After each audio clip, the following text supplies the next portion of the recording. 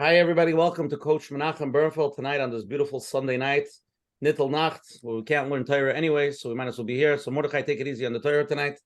Tonight's shir is 168. Thank you for joining us.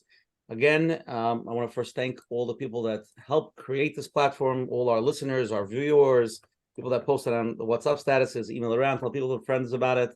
And most importantly, the pioneer of Coach Menachem Bernfeld's podcast, Mordechai Weinberger, who started off this whole program, who was shir number 1 and 2 and got it going off the ground back in the days of March of COVID, where everybody was stuck home. And Mordechai, our dear friend, came on and really got this going. So a great shkoyach to him.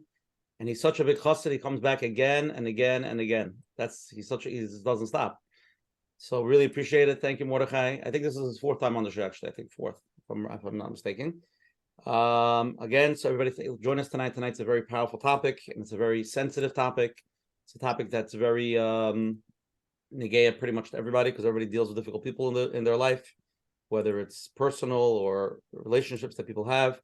So again, if anybody wants to join our WhatsApp chats, please WhatsApp me at 848-525-0066, and I will send you every Sunday the flyer and the replays, or you can go to menachembernfeld.com. and you could sign up to get his emails of the speakers, the replays, the shiurim, and everything that's going on in the Coach Menachem land, which is very busy, and we have a lot of big shiurim coming up, a lot of interesting topics, so please join us. All the people that are watching the replay on YouTube, please click on the like button and the subscribe button, so me and Menachem could retire as multi-millionaires from all the clicks.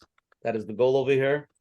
And I want to start off also thanking all our sponsors, the Lakewood Scoop for promoting us here in Lakewood, Ellie and Ariel from 5 Town Central, and special thank you to Kyla Kaufman and her team for promoting us on all the Jewish digital platforms. So again, if anybody's here the first time, every Sunday night at 9:30, I'm saying this for 4 years, so I'm getting a little cuckoo from it.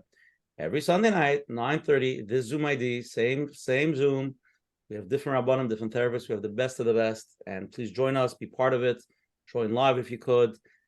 The number is 848-525-0066 for the flyers, if you want to get the WhatsApp flyers. And Menachem, next week, December 31st, to cover New Year's, we're going to have a very interesting shir. I don't even know if Mordechai even knows what this is about, because I don't know what it's about. It's going to be with Dr. Elliot P. Kaplan, PhD, and it's going to be one of the most interesting therapeutic concepts, and it should be very interesting. I haven't spoken to Menachem, actually spoke to him a little bit on the phone. Mordechai, you ever heard of this? You ready? Paradox psychology, the world's most controversial therapy for treating the difficult client. So I have no idea what it is. It sounds like something like shock therapy, or maybe it's tranquilizers. We'll find out next week.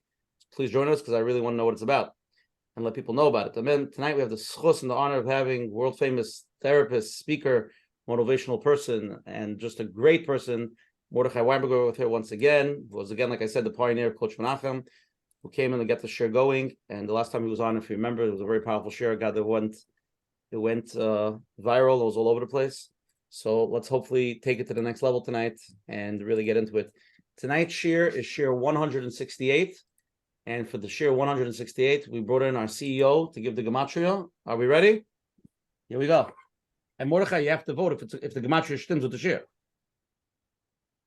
Shir number 168, harmony and complexity, navigating and mastering relationships with difficult individuals. In the eyes of Hashem, all people are unique and precious. It is our job to figure out how to master relationships with them. B'siyat d'shmaya, the gematria of 168 is Be'enei Hashem, in the eyes of Hashem. No, Mordechai? Does it stem? I love the gematria of the Einei Hashem. That, I think, is extremely powerful. And I think if we can use that higher view and not get stuck into the little he said, she said, how it went, I think we're going to hear a little about the evening, how that can help us. One of the powerful skills. So, Arnoich, you are really machaven to where we're going. Okay, we're going to open up tonight. Menachem, obviously this is a big topic. I want you to lay the foundation over here, what we're trying to accomplish tonight, what we're doing here tonight. Nittel Nacht, I was supposed to play chess and watch a movie, but instead I'm spending it with you. So what are we doing here? Okay, thank you so much. Yes, welcome everyone to another Let's Get Real with Coach Menachem, Baruch Hashem, with a lot of Siyata D'Shmaya. We're doing number 168, and we heard the beautiful gematria. I'll be honest, sitting here together with our guest, Mordechai Weinberger, it does trigger. It does bring up some feelings that I had when we started Coach Menachem, sitting here in the beginning, was 4 years ago. And we didn't really know what we're doing, but we tried. And the rest is history. So I want to tell Mordechai, first of all, thank you so much for being there and being part of it. And Baruch Hashem, it does bring up those feelings, and I'm aware of it. And here we are, Baruch Hashem. So tonight is a big topic, and that's why it's good that we're having you, Mordechai Weinberger. You've been around for a while now, many years, and the people that you see and help, it's really unbelievable. I know a little bit of what's going on, and it's just to be a person on this world, helping out families in very hard cases. And I've heard a few, I don't know all of them, but there are very heavy and hard cases that not everyone would take on. And Rabbi Weinberger is there, sometimes in the middle of the night, whether it's at work, wherever he is, and to take care and, with therapy. And now it should be with a lot of atzlocha. You're going on to the next, opening up the center, Serenity Center. Hashem should help. There should be a lot of atzlocha, helping much more people in Mitzvah Hashem. So tonight's topic is sensitive, and like we heard, the Gematria, Hashem runs the world, and Hashem loves us all, and there are no two the same, and no one is perfect. So talk about dealing with difficult people, especially in marriage, sometimes at work. It's always going to happen, two people to get along. It's a mess, to learn how to be there, to talk. And especially when it gets a little bit harder, it just, you might say something and it looks like they heard, but for some reason it's not working out. And then you have pointing fingers, and they're always the problem. It's never me. And then when you speak to the other side, you hear the story just the other way, and you're like confused. What's really going on? I've seen many of these type of people. Talking to one of them, they put down the story very clear and concise, and it sounds like we have to talk to the spouse. We need to talk to them so that they should participate, to be part of it. And then when you get to talk to the other side, you hear a different story, and it's confusing, and it's not easy. And usually I would send, Mordechai, take the cases. I know Mordechai is a pro in this, to understand of what's really going on, the underlying issues, and to know, who do we talk to? What do we do about this? So it's a challenge, not easy. But with the experience I know that Mordechai has, eventually you can figure out things. I do want to mention that many times we might be in a relationship that you feel that you don't know as much, and it's true, your spouse knows better, and your spouse should take over, and you're not doing, every time you do something, you do it wrong. And after a while, you feel that, let your spouse take over. It's not for you. And then slowly you reach out for help. For some reason, somehow you go to a therapist to figure out what's really going on. And they talk to you and they say, there's nothing wrong with you. And it's hard for them to hear it. It might take a few weeks and months and years just to realize that there were so many years that they were knocked down, and they started believing that they are unsuccessful in whatever they do. So it's important awareness to understand, especially talking about difficult people. So tonight's goal is really to get some clarity, to understand what's happening. And it's not a quick fix. It does open a can of worms sometimes, talking about relationship, parents and kids, alienation, and there's a lot going on. But to get the help, to get the fresh air, to get a little bit of clarity, that's the goal. And hopefully from there we get some healing. And eventually we get back, we get back and to be able to have the right relationship with whoever we need to have the relationship with Mitzvah Hashem. So thank you very much for being with us. And the Mitzvah should be a lot of Siyata Dishmaya. Beautiful opening. Okay, so let's get into it. Again, tonight's share is titled Harmony in Complexity. Mordechai loves the title. Navigating and mastering relationships with difficult individuals. Okay, so we're going to get into it. Let's read a very short bio. He has a long bio, but I just really shortened it because we have a lot to cover tonight. A lot of questions came in already. And people already want to ask live. So let's get into it. Mordechai Weinberger, LCSW, is exclusive director of Serenity Clinic. He hosts a weekly radio call-in program. He's authored 3 best-selling books and is currently completing a book on dealing with complicated people. Interesting. So it's probably a good topic. He's currently working on his PhD in psychology. And I just want to mention, if anybody is in New York, he has the Serenity Center, which is supposed to be an amazing place. Anybody can contact there if they want to. Mordechai oversees the whole place. And the number there is 845-286-2210. That's 845-286-2210. If anybody wants to reach out there, they're definitely more than welcome to. And Mordechai, the floor is yours. Open it up. So thank you for having me once again. As you said, this is probably the 4th or the 5th time, and I'm honored to be here. I just want to give a little disclaimer before we start, and that's for all the listeners, that when I speak or when I'm on different programs, I am a certain personality or a certain type or a certain lecture or information energy. But when I do my radio programs, that has its own energy. But for those of you to know that Ushi, Coach Menachem, and Arnoich Fried are from my dearest friends. Arnoich is probably from my oldest friends going back in childhood, from probably 1st grade.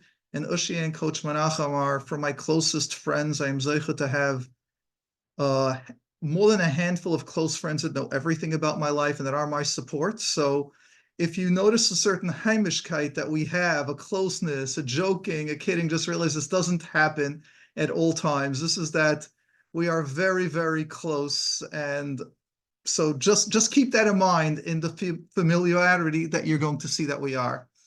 I'd also like to give a little bit of shout out. There is a therapist from Serenity that I see him on over here, Yechanan, one of my favorite therapists, I got to say. So Yechanan, we're giving you a shout out. You don't have any titles behind your name, but I respect you. And as you know, in our supervisions and sending you clients, so I value you being here. So thank you for that. Now let's talk about the concept of dealing with complicated people and as well as personality disorders. Let's just start with the Aleph Beis. The Aleph Beis is that part of human dynamics, that means if we are connecting with another person, no matter how close we are, I will have one das, I will have one thought. The other person will agree with me in many places, but will also disagree with me in several places. Now, the question is, how do we deal with this discord? How do we deal with a process when someone has a different opinion than me? And this is the fundamental question. Based on many factors, nurture, that means the environment, nature, our own nature, and we'll get into those, will have a tremendous impact, as well as specific let's almost use it, the diagnosis. If we've gone through certain traumas, which is again based on nurture or the environment, but it's not nurture, it's experiences that we've gone through, they will also impact our interaction with another person. So let's just take these 3 examples and just understand what happens in a normal relationship. Imagine there is a parent that was raised in an environment where they were never given love. In fact, they were yelled and ridiculed. And in order to survive, which we're going to go later into the survival modes, how someone survives in such an environment, there are several ways how you can react. So if you're raised in an environment where there was a lot of pain, either you can be extremely loving, because people that were raised with pain are the ones that heal. People that were many times raised in sickness are the ones that become doctors. I choose to disagree with the theory, or when people say those that are raised in pain will hurt others, or those that were raised with sickness will spread sickness. I choose to believe the other way. I choose to see the strengths-based. that I see the most amazing people with strong resilience, and they were raised in one of the most hardest environments possible. And for me as a schluss, I have a grandmother that she's not around today, but she survived 9 months of Auschwitz. And she's from the most loving people that I had. And instead of spewing hate and anger, there was love and peace and such intent and focus in me and every one of the grandchildren, children and grandchildren. So number one for us to realize is that when people are raised in very painful environments, there are survival modes, how the mind wants to survive and be positive. So some of the modes will be, I call it like the ghost child. You don't see them. And if you don't see them around, like they figure out when the parents are fighting or yelling, they all of a sudden just disappear. So their survival mode is, when there's a fight, just disappear. And therefore, if there might be a challenge with their children or with their spouse, they're just going to remain quiet and just sort of disappear. Another survival mode can actually be the pained one. So they start feeling somatic. They start getting headaches, back pains. They start developing anxiety and depression or other diagnoses because that's their survival mode. When I'm in pain, I don't have to do anything. And now when there's a challenge in their marriage or with their children, they go back into that pain mode. Sometimes we can survive by actually becoming the successful child where that parent can live vicarious through us, which means right now we're the one that gets hundreds on every test. And now the parent is so proud of us. Now we become the overachiever. And sometimes, and similar to that, would be the codependent child, the one that must make sure that the home is safe and is perfect. Now, each of these survival modes will actually interact in our mind. It now becomes programs in our mind. And this is the way we will now interact with the rest of the world forever, unless we make a conscious choice to change that. And that means in our relationships, we will become codependent, which means we'll be giving in. We might have to be perfect and be overachievers and burn ourselves out. We might, as we said, the ghost disappear. But there are also some survival modes which are painful, and that is we yell and shout back at that parent. And now that's our survival mode of yelling and shouting and fighting for the sake of the greater good. Unfortunately, sometimes the survival mode is the off the derech child, where they are now going to take the parent's greatest fear that the whole world should see that they're different or they're not perfect. And many times that's what this child might do to survive. And sometimes on a lower level, they might just be different and they will remain different. That will be their survival mode. So in nurture, the environment that we experienced might have a direct impact on how we are, how we survive, but not necessarily will every child survive the same role the same way. Just as an addendum that we're going to get later on into the program, that is, it also makes a difference if the child is, let's say, if the parent is, let's say, a father that's complicated, and if the child is a son, they will have a different interaction between father and son versus if the father is complicated or a personality disorder and it's a daughter. And we'll get later into it that the way a father might have to react to a son or the way the son will be in shul with the father. And the same is if the mother is the one that's complicated or a personality disorder. If it's a daughter that's home when they finish school early versus a boy, which might be in yeshiva from 13, 14 years old and come home at 9 o'clock at night, which will have a lot less time with that parent, that also is part of the nurture and the environment, that these are points that we need to take into consideration. Now let's go 2 minutes about nature. I had the schus of writing a book called Mastering Relationships. And in that book, I've taken the concepts of Eish, Mayim, Ruach, and Afar, that there are the 4 elements that Hashem created the world in. And those, our personalities based on Svarim also have those concepts. So if you're a fire nature, you're going to be loud, you're going to be great. And I always call Ushi my fire. He gets into a place and you're laughing. Ushi has a way of getting everyone engaged. And that fire nature, not Ushi, of course, but has the other side where it can burn, where it can make comments, where it can say things that later on people are, I can't believe you just said that. Or sometimes people will be hurt. But there's a strength to every nature and there's a challenge. And based on your nature is very much how you're going to react to the environment as well as who you're going to be. Mayim is the nature, if we think about it, it's water. It can get very hot under fire, it can get very cold if you put it in ice. or in the freezer. It takes shape to any form, and that's the water nature. Those are the children, and then eventually the adults, where they try to get along with everyone. The water is always flat, but underneath there's so much going on. They're the most adaptable and many times turn into the codependent person. The challenge is that they won't share their thoughts, their opinions, because they're afraid, and they'll be making waves. Then you've got the Ruach. Coach Menachem, I'm going easy on you because I'd like to share where you are, but we won't. We've got Menachem over here, which is very much the water and the Ruach. And the Ruach is the dreamer, sees the future, is going to get there.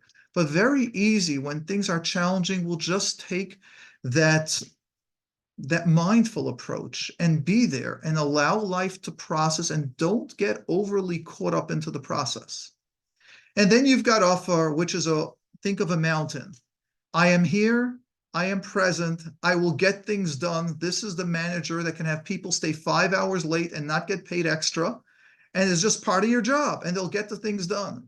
And they're not mean. They're not a bully or pushy. They're just get things done. They feel emotions, but there's no need to talk about emotions. It's just there and it's so present.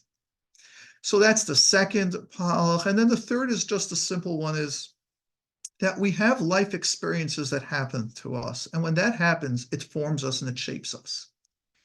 Each of these 3 steps are now going to depend on the other person that we interact with. What's their nature? What's their environment, where they were raised? And basically, did they have any traumas, or do they have positive experiences? And this is now where we have a tremendous challenge with relationships. So just for an example, if I'm a person that's fire and I want to have a discussion with my child, why didn't you get 100 on your test? Now, if my child is wind, he's not thinking about the 100. He's right now thinking about what's going on in Eretz Yisrael, or the water nature, where the parents were fighting the night before, and therefore he couldn't study because of the fight. So father's all fiery, what's wrong with you? And all the father wants is another fire response saying, you guys were fighting last night. Oh, that bothered you? I didn't know. We'll make sure we'll stop. But if he's the water nature, he's not saying a word, and now he's swallowing everything. And therefore, same times it can go the other way, where a father swallows or kept things, and all of a sudden his kids are fire and they're speaking up, and he doesn't know how to handle this. And this is all of a sudden chutzpah. So lots of disagreements that we have to do with our natures and with our survival modes that our mind has developed. And if we've got traumas in there, and just think of trauma as a minefield, that if I go, hi, Coach Menachem, how was your day? And you go, you're asking me this general question. If you really cared, then you would ask me, like, do you need help? So I just asked a simple question, not knowing that he has a trauma where he might feel neglected by people. And all of a sudden, I just hit a minefield by saying hello. And most challenges that I've dealt with, dealing with complicated people and personality disorders, are hitting each other's minefields and challenges. And when each one learns to focus on their challenge, their need, we focus on us, not the other one, then there is a huge shift and a change. So this is my little spiel. Now, Coach Menachem and Reb Usher and Aronoyach, let's go get some thoughts and we'll process the next steps from this. Okay, sounds like a plan. We're going to start off first with the poll. It's a 3-question poll. Let's see what everybody has to say, and then we have a lot of questions. Anybody again wants to ask live? You have Mordechai Weinberger here, the best of the best. It's the opportunity to ask him whatever you want to ask him. Nothing's off the table. So let's start with the poll, please.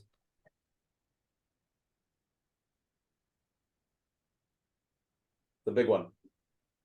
Wait, 1 second. Okay, the first question. Are you currently experiencing challenges in your relationship, either personal or professional, on a professional level, with an individual who invokes feelings of fear and uncertainty? Are you dealing with anybody in your life that when you're dealing with them, you just basically feel uncomfortable or uncertain, you're not sure what you're dealing with? 3 options. Yes, I am facing difficulties in a personal relationship with someone who instills fear and doubt in my something. Number 1, no, I don't currently have any such concerns in either my personal or professional relationships. Or number 3, I have experienced this in the past, but not currently. That's the first question. Second question, how do you navigate interactions with individuals who exhibit challenging behaviors or have personality disorders? Number 1, I actively seek to understand the perspectives, find common ground to build a constructive relationship. Number two, I choose to give in because I lack the energy for the conflicts and the continuous back and forth. It's so strenuous. It's just not worth it. It's just could I give in. Or number three, I make an effort to distance myself and create a sense of detachment from them. So I continuously, let me see the rest that I have written here. Hold on. Everyone else can see it. I make an effort to distance myself and create a detachment from them. So as I encounter problem, because I encounter problem after problem. So just it's more could I just distance myself from them as much as possible to not to run into those problems. The third question. When managing relationships with individuals with BPD or narcissistic traits, what do you consider to be the delicate balance between engagement or distance? Number one, prioritize setting firm boundaries to maintain a healthy distance. When you're dealing with somebody that has a personality disorder, right? What's the best way? How do you balance between the like having a relationship and distance? So number one answer is prioritize setting firm boundaries to maintain a healthy distance. Number two, seek professional guidance to navigate challenges effectively. Number three, find ways to empathize and communicate to foster understanding. Or number four, Mordechai, don't laugh. Number four, consider selective disengagement to preserve your well-being. Those are the four options. They sound similar, but read them. They're a little bit different. Everybody answer. They're very complex questions. It's like, this is like an algebra test, you gotta, in the regions, you gotta do A, B, C. That's what everybody has to say, and then we'll share the results with everybody. And then we'll get into the questions. And again, anybody wants to ask live questions, go first. And anybody wants to text questions, please text Asher Parnas. And a lot of questions were emailed, so there are a lot of questions. So try to ask live if you could. Okay, we'll give it another few seconds.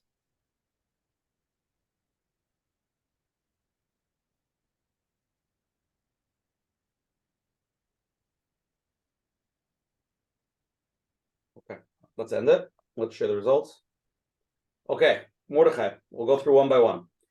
Are you currently experiencing challenges in a relationship, either on a personal or professional level, with an individual who invoke feelings of fear and uncertainty?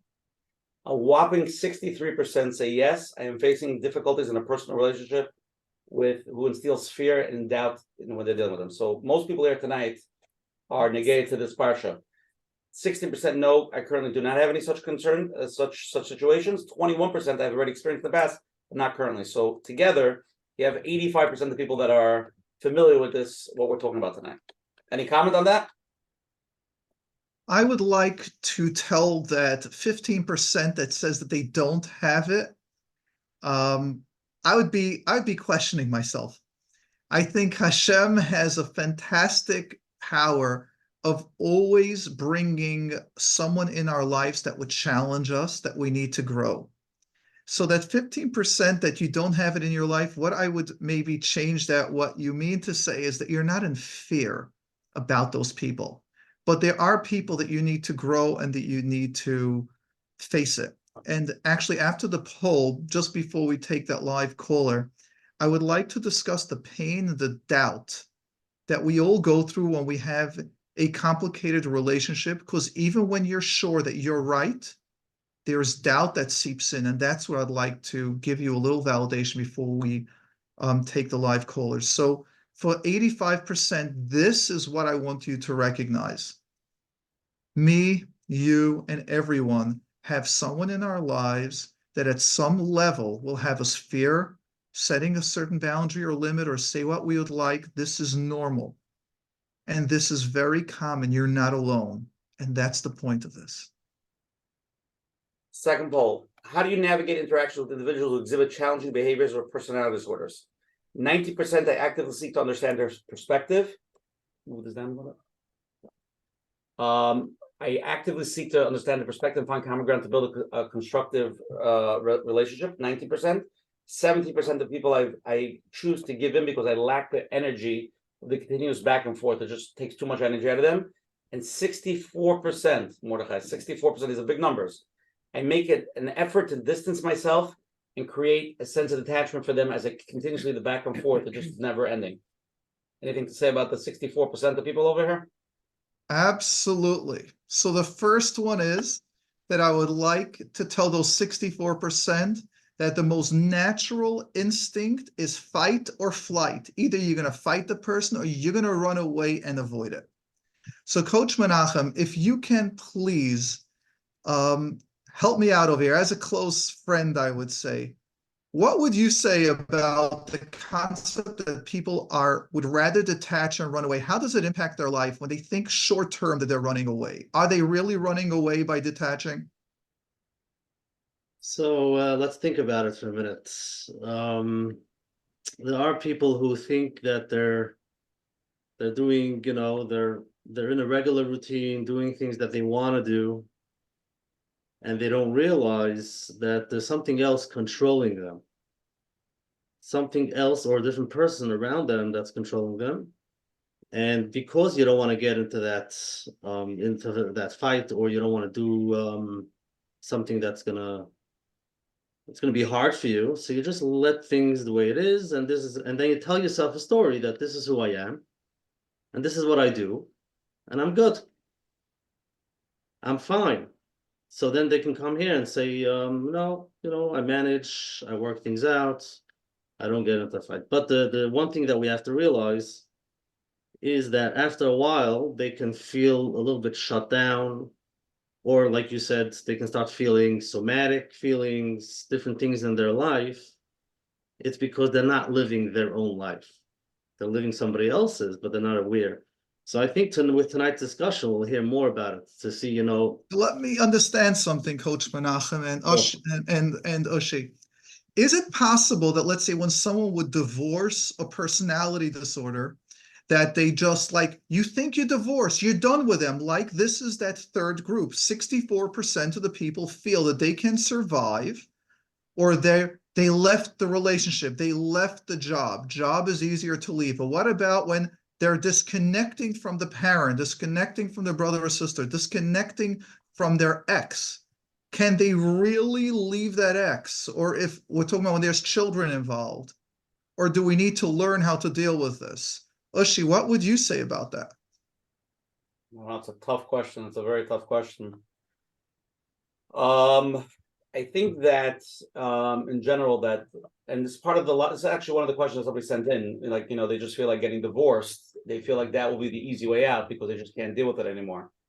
I think this is a very complex question, and I wish I had a simple answer, but in general, it's, from my understanding, it's, there's a lot of first self understanding who you are, what you are, and then that's also part of the questions. And that's actually the first question I want to get to.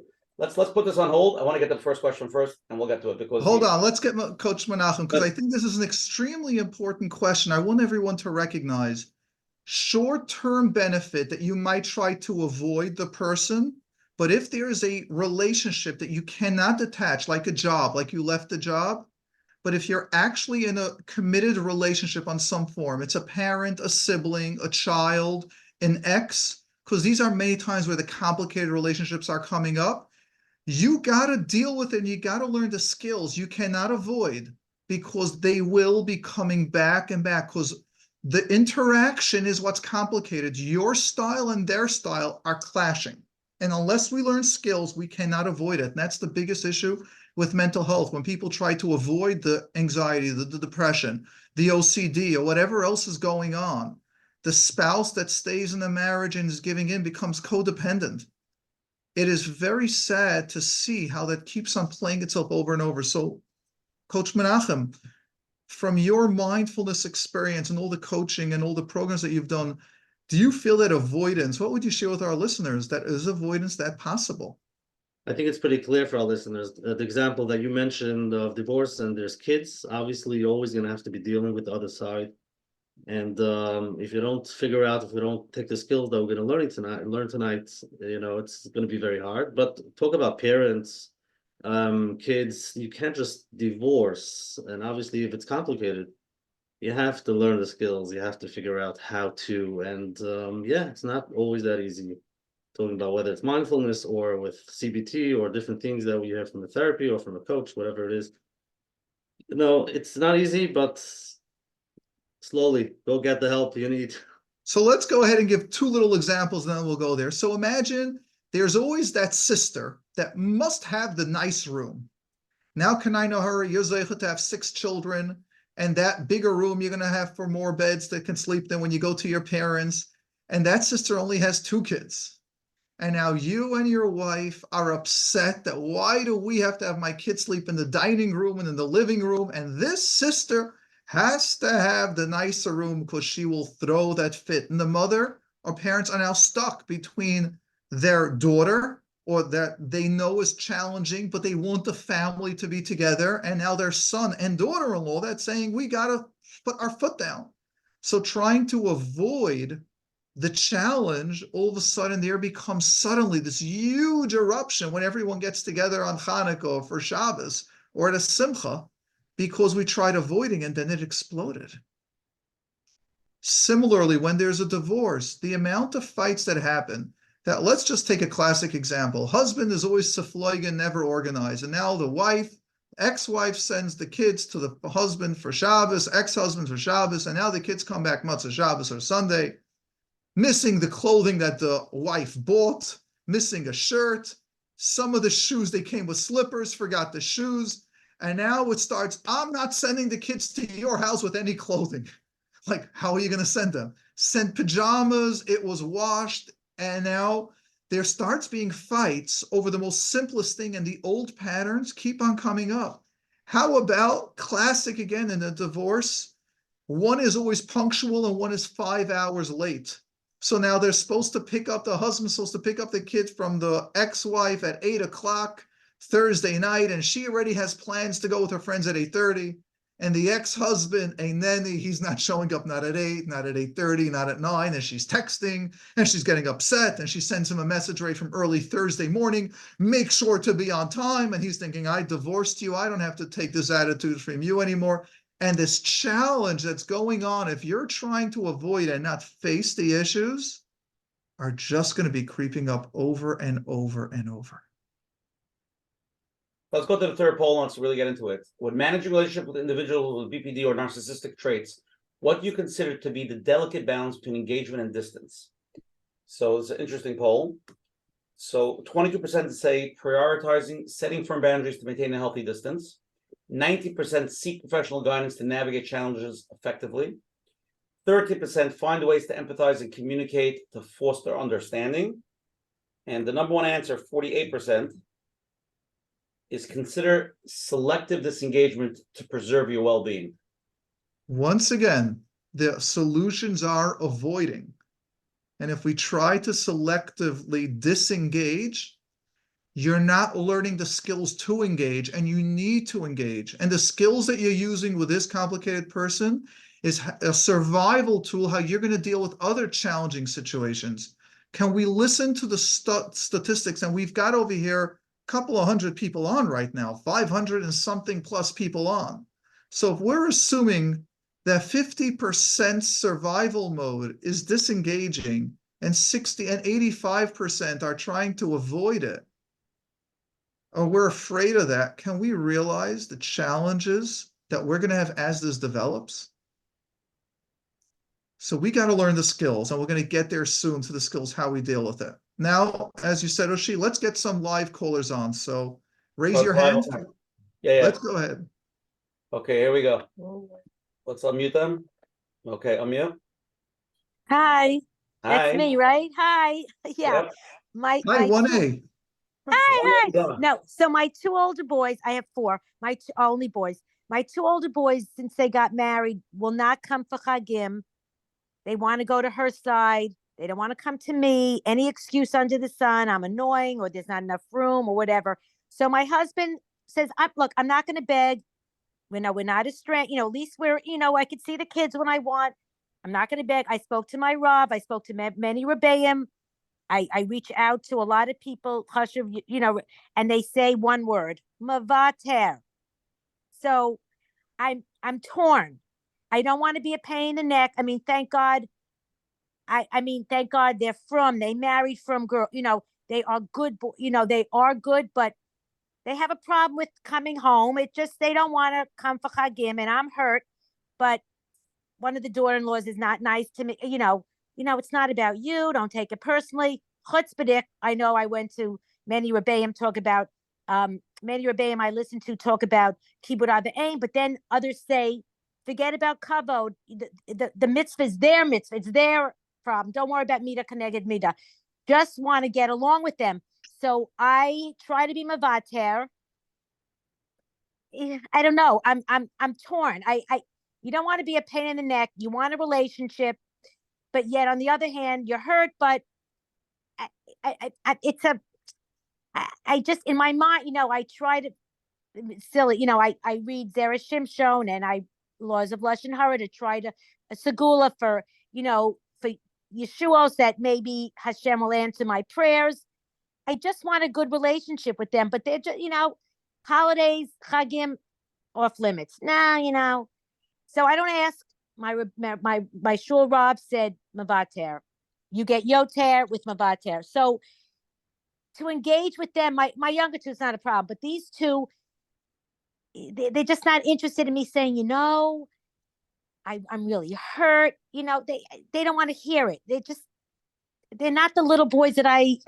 I don't know what happened to them. It's just not. There's no warmth that I could say, I'm really hurt. Why don't we could get together like on a Sunday can I see your kids on Sunday? I can see them. It's not like I'm, God forbid, a million times, alienated, but it's just, it would be nice, but Zehu, what do you do? This is Hashem's, Yisurim, I guess. I'm reading a lot about that too. Let's get into it. So first, I'd like to congratulate you on being a fantastic fire nature. So you're the first one. They think I'm annoying. You're full of passion. You're saying things extremely clear. You're sharing about some of the chutzpah. You are very open. It's like your life is so open, and that's the positive of the fire nature. Well, I'm an open book, which they don't like about me. They think I should be Bingo. More private. Now you just hit the challenge of the fire nature, which sometimes fire says everything, or is they're very quiet boys. They're very, very private. That's right. Yeah. So now imagine they're private. Let's just take this first theoretically. Very. You're an open book, and for Totally. you to have a relationship with someone, you need them to share. You need them. Yes. To, and I didn't get girls. That's right. Exactly. And then you have so much love in your heart that you want your daughter-in-laws to be just like your daughters and to be open. And not only that, if you're disappointed with something, you'll tell it to them straight out, and you expect them to tell you if they're disappointed with something, and you're willing to listen and work it out. Yeah. Correct? Yes. And unfortunately, they're quiet. They're like stonewalling you. They're like, no, we're not coming over. It's not about you, but it's about you. Now, but then I have a daughter-in-law, my third son's in Kolel. His wife is so loving. We share all kinds of shiurim together.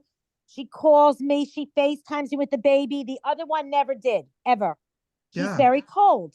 So how do you, but they loved me when I was their mom, before they got married. And they still love you. No, they want to see Yes, me. they do. So here's where we'll start discussing some of the skills. Yeah. So there is a skill that as parents, we need to master, and it's a very challenging skill. That skill is an adjustment when kids go from being like newborn that they sleep in our room and they wake up every 3 hours and we need to nurse them or give them a bottle, change their diaper, and then they get older, then they start sleeping in their room. Then they start going to school. And as they start getting older, they're detaching more and they're starting to develop their own personality. And there's a dual role that we have to do as parents. Number one, to be machanech them our style, but number two, start recognizing their individual needs. Yeah. And as your boys got older and their personality developed to be quieter, now your fire nature with what they are starts being a challenge. Oil and vinegar. Yep, oil and vinegar. Yep. Exactly. But I got a secret to tell you. You're their mother. They love you no matter what. I am guaranteeing I think they love me. you. I don't think they like me. They love me, but they don't like me. I think they love you and they like you. What's happening now is a clash of personalities. So I'd like to teach you a skill that we're going to discuss later on, but we'll do that now. It's a DBT skill. You see, I would recommend for something for someone like you to take a DBT group or a DBT class. And DBT is called Dialectical Behavioral Therapy. I've heard of it. How do I sign up? You'll get there. I'm not here. The goal over here is not to promote my center, although I'm No, the it's fine. executive director. but- I'm game. Listen, I'm happy. So to let me learn just share with you a anything. concept. Let's just go with DBT skill. Watch. It's called a GIVE. They like having acronyms. This way it's easy to remember. GIVE. G-I-V. Yeah. And watch this, and you'll tell me how we can redo this question. I'd love to do a role play with you now with the same question, but with the GIVE skill. So GIVE, G stands for, really it's B, but it's gentle. I'd like you to speak, since your kids, your sons, and some of your daughter-in-laws are like very gentle. I'd like us, notice the passion in my talking. It's because I'm feeding off your fire. We're going to do a role play, and we'll take 3 deep breaths, and we're going to repeat your question in a gentle manner. So the I stands for interested. Act interested in them. It's not about you. Yeah. And interested is, what are they interested in? So if they want to come on a Sunday and not for the Chagim, if they want to come on a day, on a Yantiv, on a Chalamoid, and not be by you for 2 days, Never. that's excellent, because you're interested in what they're interested in. Now validate. You can validate them and really see that, wow, they're so peaceful, and you're such a ball of fire. It's like you fry their circuits. Yes. I can understand that. Yeah, So my son said I validate. trigger him. Oh my, you trigger me. That's right, but it's that energy, and it's how can we validate? I understand why you guys don't come for a 2-day yontiv. Can we come? Can we meet an hour a day or go? Can we just FaceTime, and it'll only be 5 minutes or 3 minutes? It won't have your full energy. And E for the give, so GIVE is an easy manner. So to me, you're wonderful, and you're so energized. Not to them. But to them, we want to have it, and I can handle your fire energy. I appreciate. But they can't. So now that's the avodah that we have as parents, not to change ourselves, but to be able to go into the world, their world. So now I would like you to ask the same question, and maybe I'll do it first, and then see if you can do this. So watch this. So imagine you're Mordechai, and I'm going to go right now. I have a couple of kids that when they were growing up, I was really able to connect to them. But now my energy is too much for them. And they married very calm and easygoing lives. Cold.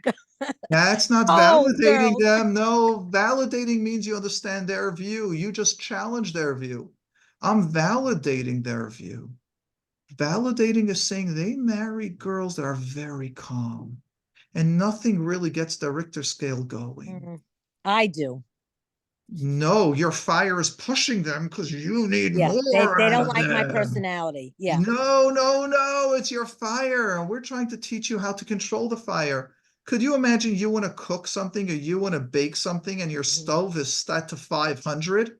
How are you going to cook that chicken if it's got to be on 350 or 250 and then 350? You're always set to 500. You're going to burn everything you make. Oh, wow. Such an interesting analogy.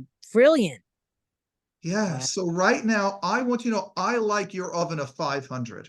I appreciate that. That gets my day going. Boy, when I say my Ani, I need to hear a recording of your good morning. Can I adopt you? That's great. But what happens if your kid needs a good morning, Shefala? You did so good last night. I hope you slept well. We'll speak soon. Take your time to get out. Well, they don't like me to baby them, so.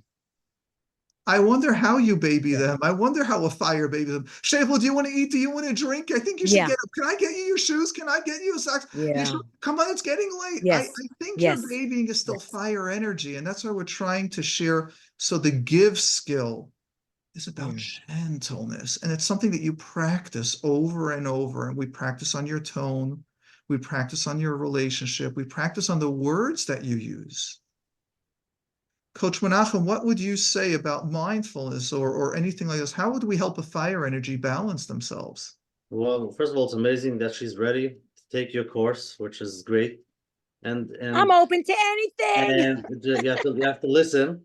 I think the fire went up to 550. By the way, Ushi, I'm waiting after Coach Menachem does his calm energy. I want to ask Fire Ushi, how do we get you to calm down? I mean, they appreciate it. It's funny because they appreciated me at work because I teach special ed kids gym. That's So, right. I'm appreciated at work. That's right, because you're fire. You'll be amazing in sales. You're going to get everyone No, to no, buy I like anything. teaching. No, I like my job. Well, your job is sales. You're connecting to these children. Yes, I am. You're I am. I teaching them. really am. I'm I sorry, love it. Coach Menachem, what were you saying? I just want to mention that piece that it's not going to be so easy. It's a skill that you're learning. It's called, the give skill. But because of your energy, because of your emotions, and because of what you like and what you want, to be able to understand your daughter-in-laws, to understand them, it's going to take time. And part of the work is going to be that you're aware of those feelings that it brings up for you. And that's why you don't like it and you call them cold. But like we heard, no. They are who they are. And I am who I am. And I think you should slowly change the idea and just be grateful for when they are there. Be grateful for who they are. Baruch Hashem, they're beautiful people and they're doing great, like you mentioned. Yes, they work hard. They work very hard. Focus on that part and thank Hashem for that. And take it in, feel it, enjoy what you do like, enjoy. Don't focus on the things that you don't like and try to change them. Focus on who they are and enjoy what they bring to the table, which they bring, whether it's not for 2-day Yom Tov, so they come middle of the week, whatever it is, enjoy this. And don't just say, yeah, whatever, I don't really like it, but no. You'll take it all the way. You'll say, thank you, I really appreciate it. And you'll see things will change, even if they don't, but you'll change. So I would like to put some fire on some fire and put more fire on it. So I had the honor recently of being in Ushi's house with Coach Menachem, and there we met his mother-in-law. What an amazing person, and she's on right now. And it was such a natural fire energy to have her there. And I was thinking, look at this. Here you have an Ushi Parnas, a phenomenal guy, fire wherever he goes, a mother-in-law of fire, and they got along so well. Ushi, can you share with this woman the secret? How do you get along with so many people on fire? Yeah, there she is. So first of all, fire to fire. I might not be 500 like her, but let's clarify something over here. Your children are your children. They're not going to change, right? Okay. You are the only option to change, correct? Yes. Okay. They're good and they're happy and they'll continue their life the way it is. And it doesn't sound like you're so good continuing the way it is. You want it to change a little bit. So there's either... I want more connection with them. Right. So since they're not going to change, because nobody changes for us. No. The only option you have left is you changing, correct? Absolutely, 100% right. You're right. Now that we established that the only option is us, when we deal with relationships, including me, and I almost have a similar personality, I like things my way, and that's right, and we have to also take a perspective of ourselves and realize that we might not be doing everything 100% right. Not that it's wrong or right or wrong, that the personality, the way you're dealing with it is not for that person. So when I'm dealing with type A, I could deal with a certain way. When you're going into your special needs school, the kids are probably, that couldn't see for 50 years, could probably see now, and they're probably walking out of the wheelchairs because they're using that fire. Right. But it doesn't work for children or for other people. So sometimes you're dealing with it. Like when I walk into shul, I have a guy I can make a certain type of joke with or could like a certain way, but then there's a guy who's ultra sensitive, but I have to take that into mind. So now with that perspective, now we have to work on ourselves and realize what we do and use positive words about our children, how amazing they are. Now, I mean, all the not positive words you used, which I understand because you're frustrated, but on the other hand, you have so much bracha. You have married children. People, first of all, you're married. You have children, and they're married, and they're all from, and they're good, and they're nice, and they're amazing, and they're this, and they're that, and they come over. Their in-laws, by the way, their in-laws think that I raised menches squared. Menches. And you did. So now with that fact, so now to rekindle this relationship, now that you're in a different stage of your life, which is much harder because your personality is very solid and it's very what it is, you have to say to yourself, I have amazing kids, Hashem blessed me. Now, what can I do to work on myself? Because everybody has to work on themselves to foster a better relationship with them. And by doing that, you're actually going to make yourself a better person, not just fire, not just screaming and yelling and pushing your agenda. You're actually going to work on your midos and learn how to be gentle and soft and compassionate and try to rebuild a relationship that won't be only beneficial for your children, be beneficial for you. You'll be able to connect with people that are not exactly on your wavelength. Does that make sense? Perfectly. Okay, now just what insurance you have, because I want to bill you for the session. Okay. Afterwards. Okay, let's go to the next caller. It's amazing. What? You'll tell me about this program? Oh, first of No, all, it's just my that- mother-in-law is an amazing person, so we get along very well, and that's because we both understand each other, both respect each other, and we learn how to cultivate relationships. So there's a skill that I don't want to say that you're missing, but you have to learn how to, as a fire person, you have to learn how to work with other personalities and other people. Otherwise, a lot of relationships, either people stay away from you or they get very burnt out of you very quickly because it's or they value it, or they latch onto your energy. And what we want to teach you, and what Ushi is saying, and what Menachem is saying, what I was saying was to learn how to have the oven, the stove, and change the dials. At times you got to be 250, at times 300, at times 500. Where do you get this program? How do I sign up? So I got a center where we've got therapists that are trained in this, and we had earlier, he's still on actually, Yochanan, but we've got, so that number is, you got to live in New York just right now. I live in New Jersey. So we'll have to get some other way, but if anyone's in New before York. I hang up, I want to go to the next caller, but I just want to see, listen, let's 1A, let's just get it clear. I want you to repeat the question from the beginning to Mordechai, just with the sensitivity and the niceness, to see if you could actually gently say that over. Can you say the question, or you want me to go first? Can you go first? And then could you tell me what's called Serenity Center? Yeah, it's in Yeah. New York. But I'll give you the number. It's 845-286-2210. I get a commission of this one. Could you write it? Not right now. No, this is a public program. Right, let's do this. Now we're going to go further. Right, this is because this is like way too long, but it was very, very informative. Mr. Weinberger, I have 2 children. Mr. Weinberger, I have 2 children. My 2 older boys, who I love, were amazing children. they are good boys, but and they married personality-wise, I think girls. Fine girls from beautiful homes. And I would love to have a closer relationship. I would love to be close with them, but unfortunately, I probably turn them off because I'm loud and so what could I do to learn? Very opinionated about Israel, and I'm going to make Aliyah. You're going off the subject right now. We're not talking about Hamas. Right. What could I do? So she's fire. There we go. What could I do? Right. To learn new skills, how I could learn to be gentle and sensitive and respect their needs and wants, even if I don't understand it or doesn't work with my understanding or my needs. How could you help me help myself? How can I help myself? Boom. Solved. You're cured. Next. Alavai. Next caller. Okay, you got it. This is the track. Now you have to figure out the skills and the DBT and centering yourself in mindfulness and understanding other people. It's about 25 years of work, but you got it. No, I'm joking. You can do it. Menachem, you want to say something? Because I want to go to the next caller. Okay. Okay, you can call me. You can reach out to Coach Menachem. He can help you. He's the perfect guy for this, by the way.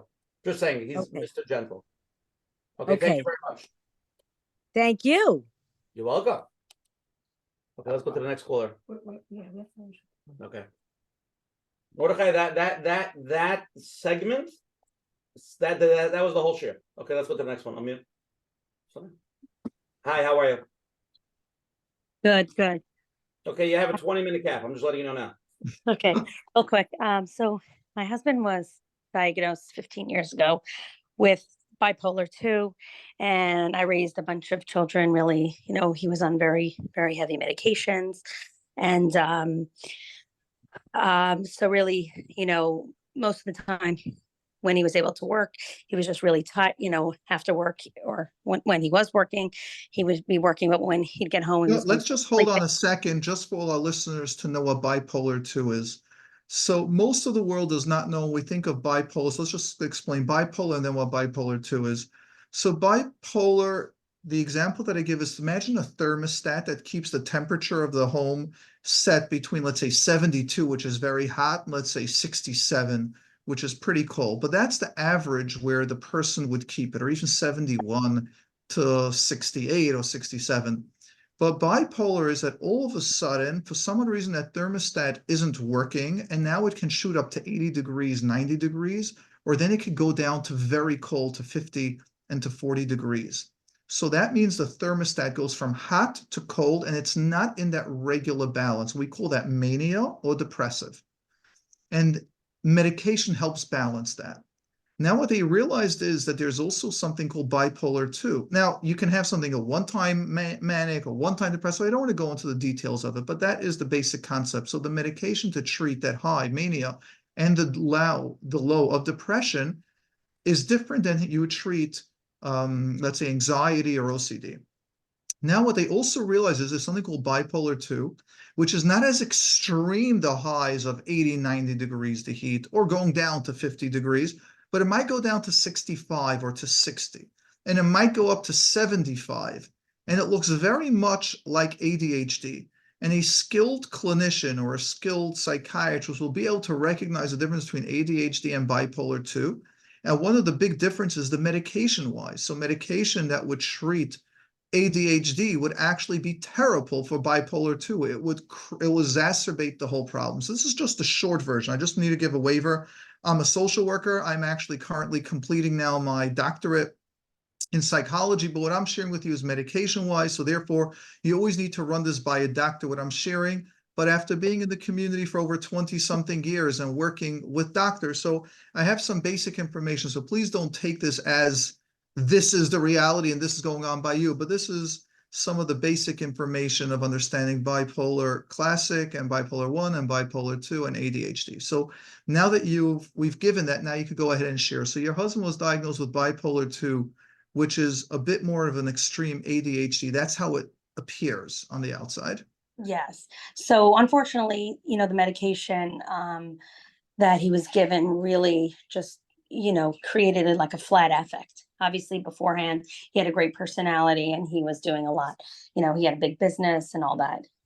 It was early stages, but, he was in sales and all that. Afterwards, once he had that crash, that initial, diagnosis was given bipolar 2, he was on, he was given more heavy medication. So the sleepiness, and we had a couple of children, and that stress, of years and years. It was basically like 15 years that basically he hardly was able, to manage his life. He was mostly tired. He did whatever he needed to do. And when he was done the tasks, he would just fall asleep. So he'd be sleeping Terrible. all the time. Terrible. So 15 years later, we had moved to a different state. We had, and I kept on telling him, really your personality needs to get back to where it was. And he was upset also, but he kept on going back to his psychiatrist, and they kept on saying, this is working. Let's just keep it. So this is the I would question why he's saying this is working. This is not working. I would have recommended, just if we stopped there, I would have recommended a second opinion. Because when someone is over-medicated, that's when their personality drops down. And sometimes you need to over-medicate someone at first when there's mania, but then you need to titrate. It means you got to get that healthy balance. So I'm not questioning the psychiatrist and saying the psychiatrist is wrong or bad. What I'm just saying is that just like any other medical condition, if you're being treated and you're not feeling that you're getting your optimum where you should be, I always recommend that in the psychiatric field, as well as in therapy, you get a second opinion. Is this where I should be? Is there another option? Are there different medications that might help? First, ask it of your psychiatrist, and then as well as to follow up and get a second opinion. That's right, just we did. Yeah. So fast forward, we moved and we had seeked out, a really top psychiatrist, and he, Baruch Hashem, he is on much less medication, and the psychiatrist is still not sure if it's maybe bipolar 2 or maybe just like low grade recurring depression. Mm-hmm. So that's still in process. But my question is, hold on, let me just get in. How is his personality on the lower level medication right now? Yeah, has he come back and have some of his personality or a lot of his personality? So, yes, but the thing is that wait, I didn't get that. Was that yes? Yes, but for 15 years, it's like it was suppressed. So That's right. process in which is happening, he kind of missed out on 15 Yes. years of all of his children's life. So we're still it's a learning curve where a lot of skills, a lot of things I have been growing for all those years, and he's been kind of stagnant. So Mhm. it's a very big challenge. And recently he was diagnosed with like low testosterone, and he was on Clomid, which made him manic, which is Mhm. so that is something that was recent. But my real question, if I could get to, is so after all these years and all, just him being very flat affect and all, the emotion, obviously, because we had a bunch of years, of good marriage. And then, all those years of just, losing my husband and raising children alone and all that. Obviously I had a husband, but he was very not present. We saw this top psychiatrist, and at the meeting, also, I had been extremely, I was the caretaker, I was his caregiver, I was the father, I was the mother, I was his caregiver, I was everything. So at the meeting, I just lost it, because we finally are seeing this top psychiatrist, and I'm going to get my husband help, and he's going to get his personality back, and everything's going to be perfect, right? And so I was just like, I lost it. And I was like, just because a lot of times when my husband reports, like, I was nervous that my husband would report things that weren't accurate. And I wanted like an accurate depiction. And I was just very passionate. And the psychiatrist diagnosed me with borderline personality disorder, which I just want to know. And I do have passion. Like you were talking about fire, that's me. I'm trying to be very calm on this call, but I definitely do have tons of energy and have a lot of opinions. But my question is, how can somebody, or is it ethical for a psychiatrist to diagnose somebody based on one meeting? And especially, I am acting just based on my reaction and trying to express 15 years of pain and anguish and all that. So this is not the depiction of how I act in real life. I'm just curious if that is something that I need to take with a grain of salt or need to go for further testing, because I don't think, that it's an accurate depiction. You're bringing up a very, very sore point. So let's take Rishon, Achron. Let's just take the first step. And I just want to validate the challenge of being in a marriage with someone that, as we shared, was over-medicated for 15 years. And then when you went for a second opinion, they started lowering the medication, and part of his personality came back. And as you shared, 15 years was lost. And therefore, to everyone out there, the point of these programs, my radio program and Coach Menachem, is to create an awareness, not to tell you what to do. No one should take this as a detail, but to be aware. And the awareness, first step that you shared is, if your spouse or yourself are on medication, you're in therapy, and you're not getting better, you're not finding it working, you're allowed to get a second opinion. You're allowed to question the doctor, the therapist, as well as go for a second opinion. And sometimes you'll hear that's the process. Now let's go to the second part of your question. The second part of your question, this is a massive challenge. And then to help you out, what I might do is we'll go through the criteria for borderline personality disorder, and we'll let you answer that for yourself. And maybe if you can have like a family member be there with you, if they're safe, to say yes or no, you have it, that might help you. But let's understand the challenge, what happens in psychiatry. So let me answer your question short. It's possible you have borderline, and yes, a psychiatrist can identify that right away. The second option is you don't have borderline, but there's something, a newer diagnosis coming out. It's not yet in the DSM, like that's our diagnostic and statistical manual, but you might have, which is there's a lot of research being written about it, which is stress-related or trauma-related personality disorder, which is what you shared.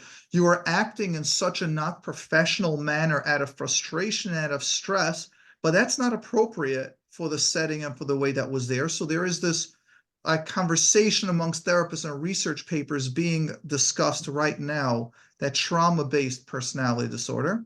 And then there is the third level, which, no, you don't have BPD at all, And it is in the relationship between your husband and the psychiatrist where everything just blew up and the psychiatrist diagnosed because they might be going through some issues and you might have triggered and a lot going on. And that is, there's an old machlokes when I was in school over 20 years ago, the pros and cons of diagnosis. And part of the cons was that it's very subjective. As you share, they saw you for an hour. You were very triggered and you might have acted like that, but that's not part of the criteria, which will go through the criteria in order to be diagnosed. You have to have that in most of your personal relationships. So therefore, the answer is it is possible. Several clinicians that I know are able to recognize the diagnosis instantly. There are many times that I could totally miss it, but the way you recognize the diagnosis is by interactions. So it's possible, yes, you can diagnose it right away. It is possible that it was just a one time that he saw that and you acted that way, but it was because of pain and trauma related. And it's possible that he actually made a mistake. Right. So I mean, let's trigger. You had said triggers. There was so many triggers where, like, especially like when my husband said things that were incorrect, or I wanted to explain it how it was much more because obviously he didn't realize how much, I wanted to bring the full That's picture. right. That's right. And you're suffering of someone for 15 years where he was stuck with that pain. So therefore, it was all coming out to the professional. But here is, we're going to talk about, Coach Menachem, can I ask you to bring me back to this end, Ushi, because this is an extremely important point. And that is, I talk about it all the time on my radio program, we need to focus on this. If you have a spouse that is going through, or a child going through a psychiatric issue, a major psychiatric issue, if you, the healthy one, are not in therapy, A, you're going to make things worse, and B, what just happened was instead of helping your husband at that psychiatric meeting, you just made it worse. The psychiatrist is now thinking you're a personality disorder, medications won't help. And that's because you were not in therapy. Now, this isn't about you. This is in general. I talk about this all the time. So and the crazy thing is that, right, I was doing what I thought was the best. And that's right. And you did it in a way that hurt him, hurt your husband, because the focus is now not on him.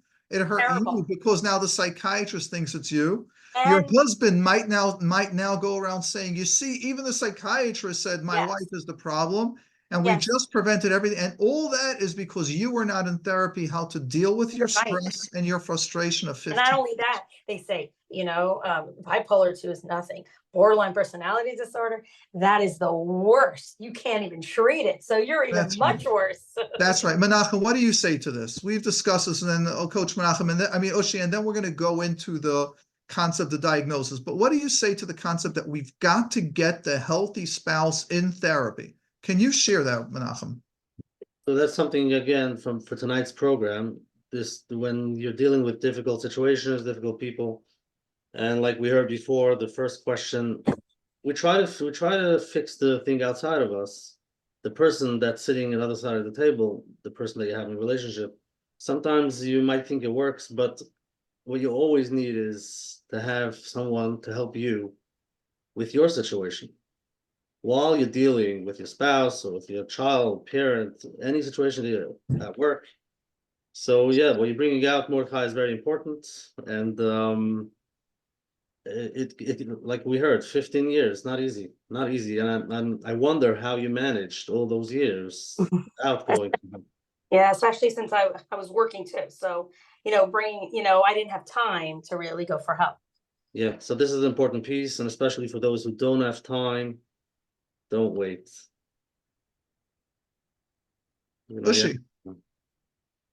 Yeah, it's very, when you're dealing with this and you're living in a very difficult, traumatic times for so many years, it takes a toll on you. And at the end of the day, it's going to have an effect. It could have a deeper effect than just this, a 1 minute snap or 1 minute anger. It affects you deeply and emotionally. And I find that when people live with people that are not well, or dealing with constant people that are just hard, it makes them have some forms of personality disorder themselves, or some stress. So it's very good to learn the exercises, understand what you're dealing with, and try to always center yourself, whether it's with good chaverim, group therapy, people that are in a similar situation, to always recalibrate yourself and put yourself in that center. Otherwise, you sort of go into that tornado yourself, and I'm not saying you become that, but you could create tremendous amount of damage to yourself by not taking healthy care of yourself. And that's one of the reasons why we do this program, is just awareness and to really understand what you need. So when you're dealing with something that's overwhelming, and this is a big statement, whether it's not a healthy spouse, children, or difficult situation and anything, we're always going to go to the self-care part of what you need to take care of yourself, because without you being healthy, it's gonna rip you apart in so many different ways. And I've seen so many examples over the years that we've done this program. There's so many people I know that they were normal, healthy people, and they went through very difficult, challenging times, whether it was a sick spouse or they had years where they weren't, where they didn't have parnassa, and it just really changed them as people, and they became either depressed or they picked up on things that weren't healthy. So the only thing I can tell you is you can't go back 15 years, but going forward is the focal point, more than keeping your family together, more than you're taking care of your spouse, which is an amazing thing on your part, which is, I'm going to use the word martyr. You know, a lot of people would walk away and wash their hands with it, which has its miles and has a lot of chosroinus. And I'm not saying either way, but what you did was definitely amazing, and people are texting me, which is amazing Asia style.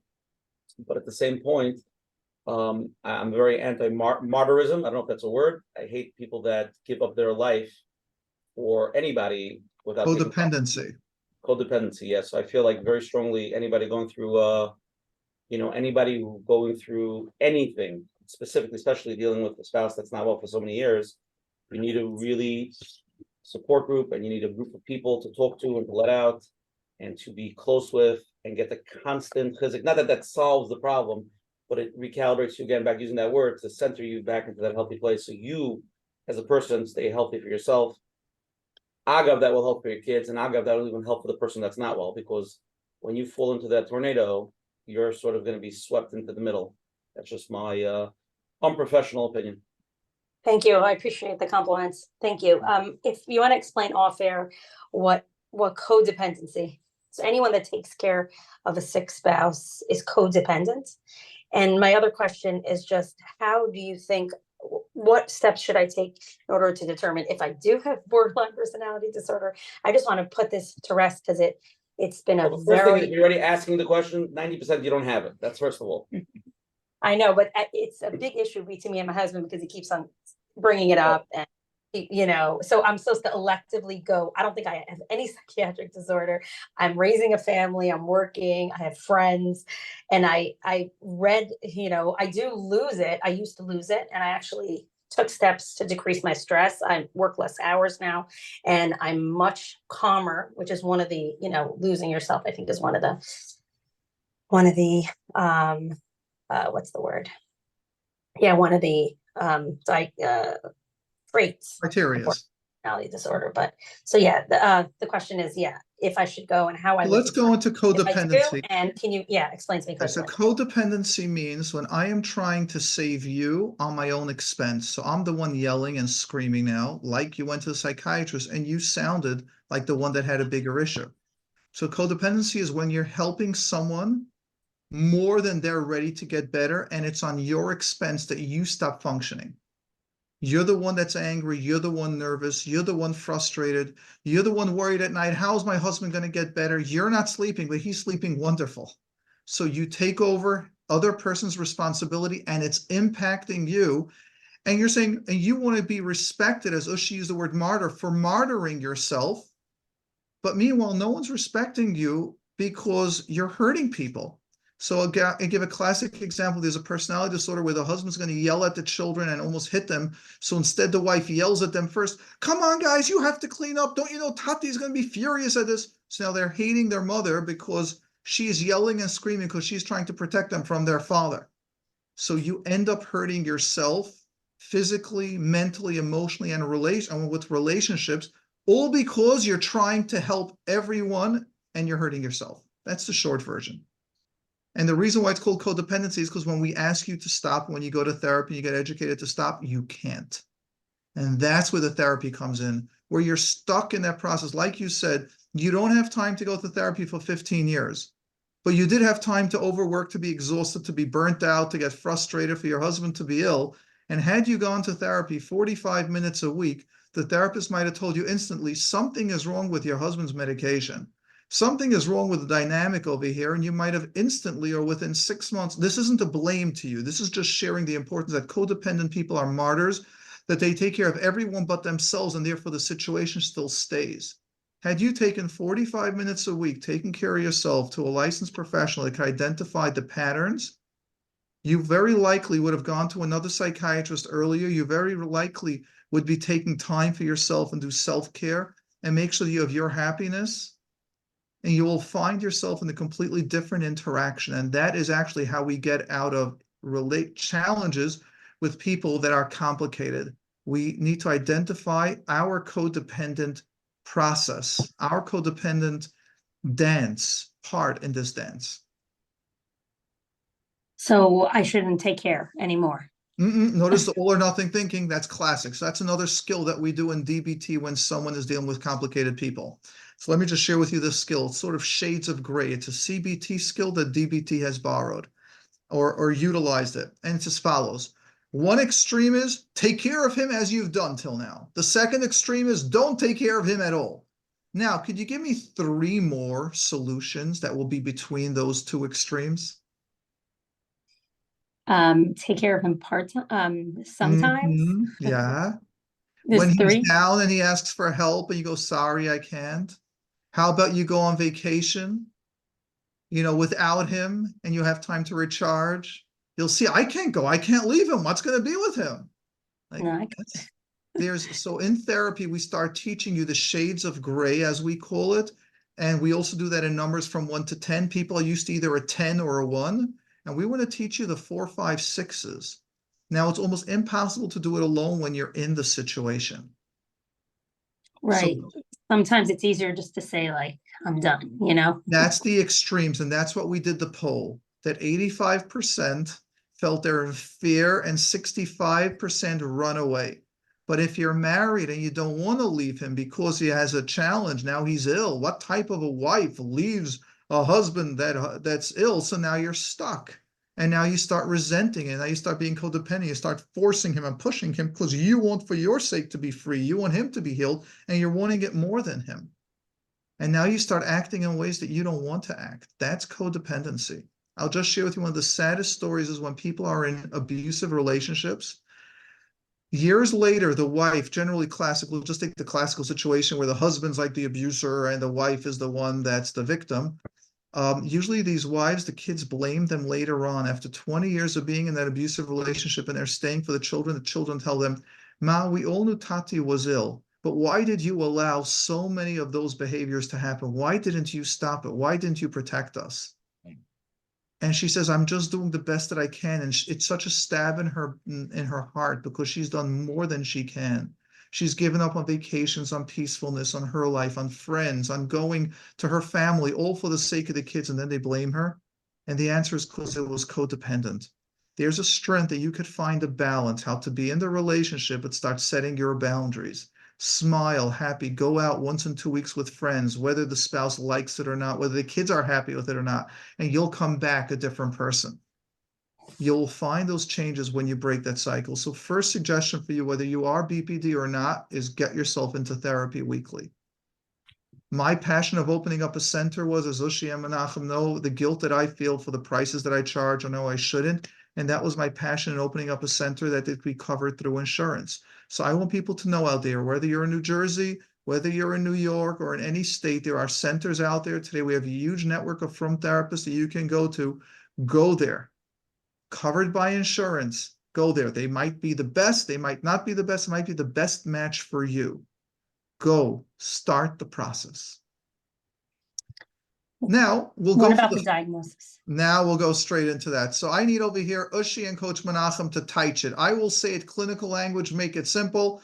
And then they are going to take it into the classical Lishna B'nai Adam, the language that most people use. So here's where the first part where I would question the psychiatrist's evaluation of you. So ethically, I'm not allowed to question someone higher than me, like a psychiatrist, but I'm allowed to give you information. So in order to be diagnosed borderline personality disorder, you need to have 5 out of 9 criterias. That's 5 out of 9. But here comes the other part. It must be present in multiple contexts. That means you have to have it in several relationships. And this has to be causing significant suffering or impairment in those relationships' overall functioning. That means you can't just have it at work, or you can't just have it with a husband or a wife where they're triggering you. You've got to have it with friends. You've got to have it with family members. You got to have it in work and at a level where it significantly impairs you. So if it's just in one area, most likely you don't have the diagnosis, but I do want to say that many times these people hide it. So I just want to say in general, not. So could you guys make that in a simple language that if someone goes to the psychiatrist and the psychiatrist sees you're jumping because you're frustrated, you can't really say that the person's borderline. I think what Mordechai is trying to say in layman's terms is that the borderline personality disorder is not something that most therapists pick up on one type of one session or one. It's a pattern of behaviors over many months, or even longer than that you see these behaviors. It's not common. Again, we're not over questioning the psychiatrist, chas v'shalom, but in general, it's not a one. You walked in, you had an episode, you acted crazy, and you're this and this. Myself have had times I got extremely upset. It doesn't mean I'm this. There was times I was controlling. It doesn't mean I'm a narcissist. Those are instances where things happen. And I'll give you the classic example. Somebody lost a father. Somebody lost a spouse. They're very depressed. They go meet a psychiatrist and they're sitting there depressed. The psychiatrist doesn't know anything. You're suffering from major depressive disorder. No, you're not. You just lost somebody you love, so you're depressed now. You're dealing with a situation that the look of it is like that. You're coming into a therapy session and you're overwhelmed and you're whatever, you didn't sleep and whatever it is. So such a diagnosis, and from my understanding, it's a long process of many months to really know the person, understand and interact with them on many levels. That's the way I understand it. That's right. And just to defend a psychiatrist, it might be possible that your husband spoke to him before you came in, saying, my wife, I'm depressed these 15 years because my wife is so controlling. And then you showed those behaviors. And then the psychiatrist might have done that. So there could be more to the story. Like when people ask me such questions, I have found that usually psychiatrists, therapists that have been seasoned don't always make this mistake, or don't make this mistake because they've been seasoned. They know to look out for it. Just like I know to look out for when someone acts a certain way. I can say, I've just had that recently without going. Someone appeared in my office and showed signs of schizophrenia, was hearing things and seeing things. And the parents told me, no, he's just started a new medication. And I got that information. And that medication can have a negative impact. So I don't assume that this was his diagnosis. What I did was I actually called up the therapist that worked with him. I had my question, but now I got their permission and with a HIPAA form signed. And I found out that actually the psychiatrist agrees that he is concerned, not the psychiatrist, the therapist, he is concerned for a little bit schizophrenia, that the medication was helping him. And now that he got off the medication, those signs are coming up. So just giving a concept that we need history of times, what's going on. Right. So. And it could be some information that my husband shared, That's right. It was and not based necessarily on is that accurate either. my codependency, and maybe I was frustrated. I Right. just want to mention one other thing, Mordechai. Tell me if this is correct. The bottom line is all the 9 things that you're going to mention in the borderline is at the end of the day, most people have several, at least 3 of them in one relationship. The question is, are you showing all 5, at least 5 in many relationships? So your life is really being impaired. And some even have not just with your husband. Not just with your husband, and not just with your boss that you don't like. Right. I can have, I'm very much a human, and there are certain, people that I cannot interact with, or certain, situations that is not for me. And therefore I know that, and we're able to own that. Could be over the 15 years, the way the relationship cultivated, it turned Exactly. It could be you actually are. I'm not saying it's a theory that you actually are that with him, just the way things played out and the way the relationship played out. Right. I mean, it disintegrated. It was a relationship. That's right. So let me go through the 9 levels so we can go to more questions. So we have a lot more questions. Exactly. So let's go. So the first one of the 9 is frantic effort to avoid real or imagined abandonment. The biggest fear is don't leave me. So they could yell, I don't want to see you again. The minute you go fine, you go, hold on, don't hang up that phone. So they're afraid, bottom line, of leaving. And there's someone that can threaten about leaving, but the minute you leave, how dare you leave me? So there's a fear of being alone. Number 2, a pattern of unstable, intense interpersonal relationships. I'll try this and simple. So there's, let me just make it simple. The second one is that there are times you so respect this person that you make them, they're great. And the minute you hear something that you don't like, all of a sudden the person is horrible. So you go, this psychiatrist, the therapist is great. 5 sessions said exactly what you wanted. And all of a sudden said something you don't like. The guy doesn't know what he's talking about. And that's why when people tell me, Mordechai, you're such a great therapist. You're out there for over 20 years. And I go, hold on. Don't idealize me, because let's see, as a therapist, I'm going to have to hit some of your challenging spots and start working on that. Don't devalue me either. Don't knock me down. So there's a pattern that when they meet someone, you're amazing, or right away, they're horrible. And it goes ups and downs. So you'll be asking yourself, do you have that with people, with many close people? Even friends, like you could be best friends with somebody for a month, share everything, and then never speak to them again because something happened. That's right. And then when they apologize, oh, you're best friends again. But it's not because like they made a mistake. It's like the level of intensity of friendship and then not friendship is intense. The third one is a unstable image, self-image, means the person sort of feels, I'm a terrible person. They're really feeling on the outside, they could be the greatest person, people love them, but inside they feel, I am not good. If you know the real me, you would hate me. The fourth level is an impulsive in at least 2 places. So I would take it in from areas where from men or women have it, and also spending, also volunteering in organizations. All of a sudden, sometimes could be substance abuse, could be reckless driving, could be also like an intense food, could be shopping, a big one. It's just intense spending when they're angry, just spending without a cheshbon. And then also it stops. The fifth one is reoccurring suicidal behaviors, gestures, or threats. They're talking about suicide. I don't know if I'll be here. I don't want to live. I don't feel good, because they have a deep, unstable sense of self.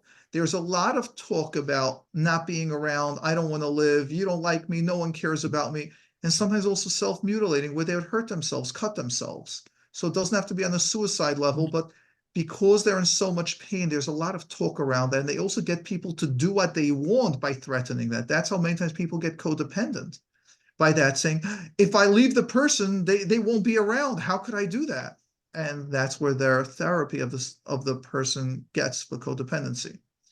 The sixth one is affective instability due to marked reactivity to moods, which means that they can't control their moods. So I'm in a good mood, and someone makes a comment to me, and now I'm in a bad mood. Someone tells me I look good, also in a good mood. Someone says, I'm a great therapist, I'm great. Oh, she tells you, wow, this was the best program I ever had, I feel great. She says, hey, you're pretty good, I've heard you all the times, you're better, also I'm bad.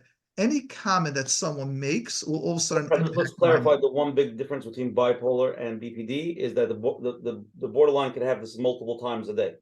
That's right. Thank you. The borderline, the bipolar is a month at a shot. Thank you. Ushi, very knowledgeable. And by the way, if Ushi ever knocks me down, I always have Coach Menachem to pick me up, and then just teasing, by the way, we're Ushi. No, we're good. Anyhow, the program is so tonight. So. Yes, the seventh. Okay, thank you. We've had better. We've had better. Exactly.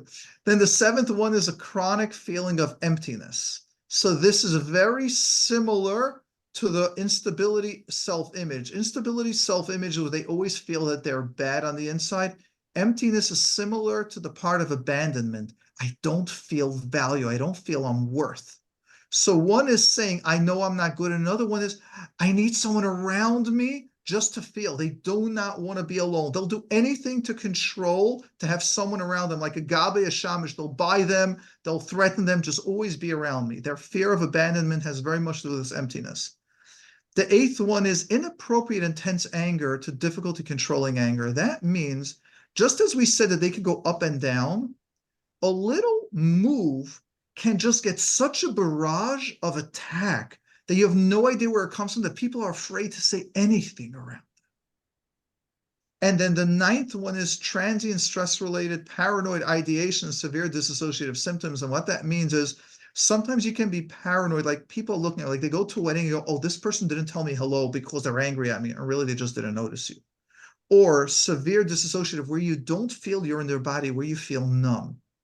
And these, you need to have 5 out of these 9 in many relationships where you're fighting and challenging. And so however you acted by that psychiatrist, frustrated and all tense, this is how you are in many of your relationships. Right. It just seems like not always so related to one relationship. It seems like the way a person would be in general. Yes, except where borderlines know how to fake it if they want the person to like them. So they have a way of turning on the charm. So people ask me, can you tell if someone's a borderline in your office? I go, absolutely not. There are ways that I test it out where I sometimes can make a sharp comment and see how they react to that. Or you watch them in relationships that they come with their spouse and all of a sudden you see the explosion when the spouse says something different. So I start questioning it. But in theory, a person has a borderline personality disorder because they want you, because they feel empty, and because they're afraid of abandonment, they want to be liked, they will turn on the charm in new relationships. It's when those relationships go on for a couple of weeks or months, and now they're comfortable, they start demanding, and they start being needy, and they start some of the suicide gestures, or they start being manipulative, and now you set a boundary. That is when you start seeing their behavior. So in therapy, it's if you finish 3 minutes early. Oh, you finished 3 minutes early, and now are you going to take off money for that?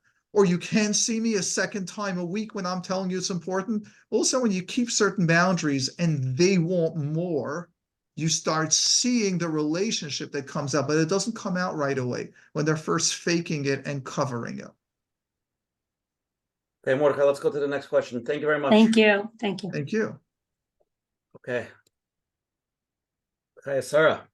Yeah, hi. Well, I've been listening. You answered a lot of my questions already. It sounds like the bottom line, though, is like expecting the other person to change. I mean, there's living with somebody, you're living with something and then working with something. But wouldn't the person be likely to feel resentful at some point? I'm sort of in a situation right now like that, but they can tell, if you're trying to, control them or even patronize them in a certain sense. So I don't know how you would deal with that situation. It's not that they say that they refuse to change, but they may even be like suspicious or, it's not gonna, I don't say come easily, let's put it that way. I mean, Yeah. how do you, I don't know how you deal with that. I mean, that's why in many situations I have to just find myself distancing, like, whoa, I just don't want anything to do with this person, or keep it minimal. I know it's different, like being married to somebody like that, but Yeah. that you do encounter these. You're gonna have difficult people, all walks of life. So how do you deal with somebody who, they make sense. You're trying, you're being manipulative. They're suspicious of your motives, trying to, interact with them in a different way and all that, I Yes. mean, So here I'm going to take a playbook out of Coach Menachem's playbook, and we're going to have Yeah. him. So I'm going to say it a little short, and then we're going to Yeah. have Coach Menachem explain that. yeah. So what happens, the beauty of relationships is that it takes two people to tango. Mhm. That means if that person's complicated and you are playing the script of complicated, oh, you don't care about me, so I'll care about you, let me show you Yeah. how I'm taking care of you, then the dance will remain where they stay ill and you are being codependent. Yeah. But when you start changing your dance where they play if you know the bill, if you know the skit that they're going to be doing, and you don't react and you change the script, they're going to be forced to change because they can't manage on their own. Your codependency is what's enabling their situation. We're not blaming you that you caused it, but it takes two to tango. And Coach Menachem will share how you stay powerful within yourself when the other person starts questioning you. So step number one is that it is hard. Yeah. Because Acknowledging that. You're used to it for many years, probably. A lot of people are in a relationship like that, and they're just used to living that way. So to change it is number one, to be aware, like we're hearing tonight, and then there are some skills to learn to understand what are my needs, what am I doing to help, or what am I doing because I'm scared. So you become clear of what's going on, why you're doing it. And once you start practicing those grounded, to be grounded and understand what you are doing, it sometimes backfires. In the beginning, they get angry, they get upset, they start saying, you see, you're the problem. And it takes time until they realize that you're very calm and you're clear and you know what you need to do. And again, you don't overdo it. And yes, you could still be there to help, but you're still taking care of yourself, doing what you need to do. And eventually they see, wait a second, wow, that person looks like he knows what he's doing. And eventually they can come back and, be part of the healthy game. So let me add on to what Coach Menachem said. And so what he said is the key. And in DBT, because that is the method of therapy for people that have borderline personality disorder, or how to, for the family members to know how to deal with them, there is a skill to exactly what Coach Menachem said, and that's called a Dear Man. So Dear Man is DEARMAN, and the D stands for describe. So you're now going to describe. Let's say the person tells you, you got to bring, I can't go to work. Let's say the husband says, I can't go to work. Or let's say the kids don't want to come. Let's say the kids don't want to come for Shabbos. You have to call them to come for Shabbos. And what now describe is, so husband, you would like me to tell the kids to come for Shabbos. Now you're going to express, I don't appreciate being asked to call the kids when they have an issue with you. Assert. Now the A is assert. If you would like them to come for Shabbos, then you need to call up the children. Reinforce is saying, I am okay if the kids don't come for Shabbos because I get to meet them on Sundays. So if you would like them to come for Shabbos, you're going to need to do it. Now, man stands for be mindful. You're not saying it yelling and screaming, as that previous caller shared, that when she went to the psychiatrist, she wasn't mindful. So she was so nervous that the psychiatrist unfortunately blamed her, which she might or might not have the diagnosis, but she couldn't be calm. So M stands for mindful. And A stands for, sorry, my mind just went blank. A stands for appear confident, that when you're saying it, you're being mindful of the gentleness, but you're also confident. And then N, negotiate. Be willing for the husband to say, okay, I'll call him twice, but then can you call a third time? And then you might say, you know what? Maybe I won't call. So you're now going to describe again. So if you call twice and they still say no, I am frustrated because they're not coming because of you. But if you call twice, then maybe I'll consider calling them. And you're being mindful, you're appearing confident, and then you'll negotiate. Then you'll see after he calls twice, maybe he'll yell at you, I'm so angry at them, you must force them to come. And then you'll negotiate saying, the way you're speaking to me, again, you're doing the dear man skill. Describe, you'd like me to call the kids, but you're yelling. Expressing now, I feel hurt. You're expressing about yourself or what you would like. Assert, I can't make any calls when you yell and when you scream at me. Reinforce, this is part of the reason why the kids don't want to come. Be mindful. I said it calmly. Appear confident, the A, appear confident, saying, I really would like the kids to come and like to work it out with you, but it has to be in a different way, negotiate. So how can you speak differently, or what can we do that you can ask it in a nicer way? So this dear man skill is everything that Coach Menachem has just said, that when you're different and you're clearer. Change yourself, in other words, That is the goal of DBT, the yeah. goal of that method and of therapy. I'm not even talking about the inner work trauma. I'm not talking about the IFS. I'm not talking about EMDR, and I'm not talking about just the DBT is meant when you're dealing with people that's very challenging, the skills on how to do things over and over. Thank you. Okay, Mordechai, let's go to the next question. Thank you, by the way, Sarah. Hi, Sarah, for your call. It was good point to raise. Okay. Hi, how are you? Hi. Welcome. Thank you. First of all, I wanted to say that it's just unbelievable. Up until now, this has been an amazing therapy class that I've been waiting for the last few months. You've covered so many areas. Really, you really know your stuff, I have to tell you. But I'm on here tonight because I wanted to try and understand something. It's been very difficult for me. this was a second marriage for me, and it was like a dream come true. Not going to go back from the whole way. We met while we worked together in a doctor's office, and it was over 7 years we worked. It's a lot younger. But the thing is, which I found, which my question is, and maybe I'm jumping a little, what happened when I did get married over after about a half a year or a year, I noticed a difference. And the difference that I noticed was there was a lot of narcissistic behavior. I had no idea really what that was, and I didn't know to define it then as that. But I noticed as the years went by that I was becoming more and more hijacked. Even though I'm a very self-determined, independent person, it was hard for me to even make the slightest decision.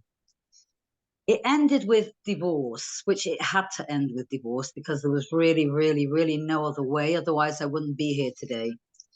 The question I have is, which is really, really bothering me, why am I constantly at this point reliving the good times I had with him and feeling that there's no real closure? Because how can, after like 15 years and I raised this kid, someone just walk away and not feel anything? How does that happen? So you're asking two separate questions, very, very powerful questions. And let's first address the first one. I thought you were going to go to a whole different question. I thought you were going to ask, how could I be with someone for 7 years working, seeing one type of person, and then get married, and then a whole different personality emerges? I thought that's where you were going, but that's not where you're going. And I want to answer your question. So your first question is first, why do you only remember the positives of the relationship when it was that bad that it had to end in divorce? Exactly. So let me share with you a concept that's in psychology. It's called cognitive dissonance. It's a fancy word. And what cognitive dissonance means is that Hashem created our brain to protect ourselves, that we should not be a fool. That means, let's say, I don't smoke, but let's say I would smoke.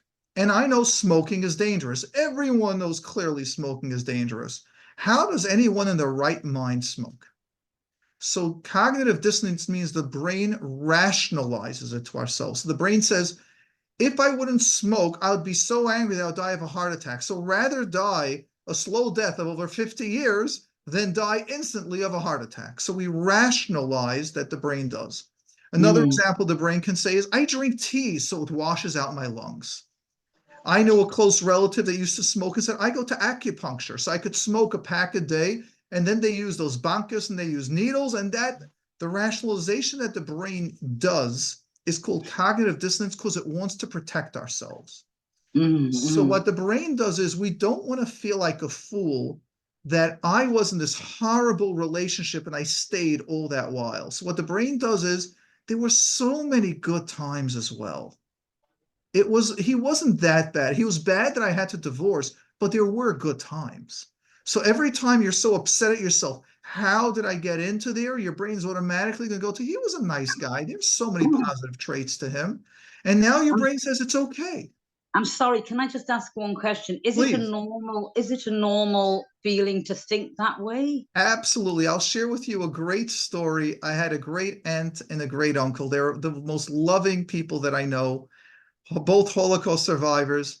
And this great aunt used to tell me, your grandparents' marriage, talking about my grandparents, would go, because that was the sister, going with sugar and honey. My marriage is salt and pepper. She would say it with such a pride. They used to fight, but they loved each other. It was like such a, where is this? And they would shout. And they like lived in the same building as my grandparents. Like my grandparents were the second floor. They were on the third floor. And when her husband was nifter, my great aunt said, I never thought I'd miss him that much. I always thought I would finally want a break, but he knew every trigger I had, and he would always start cooking and leave every pot a mess, and it would drive me crazy.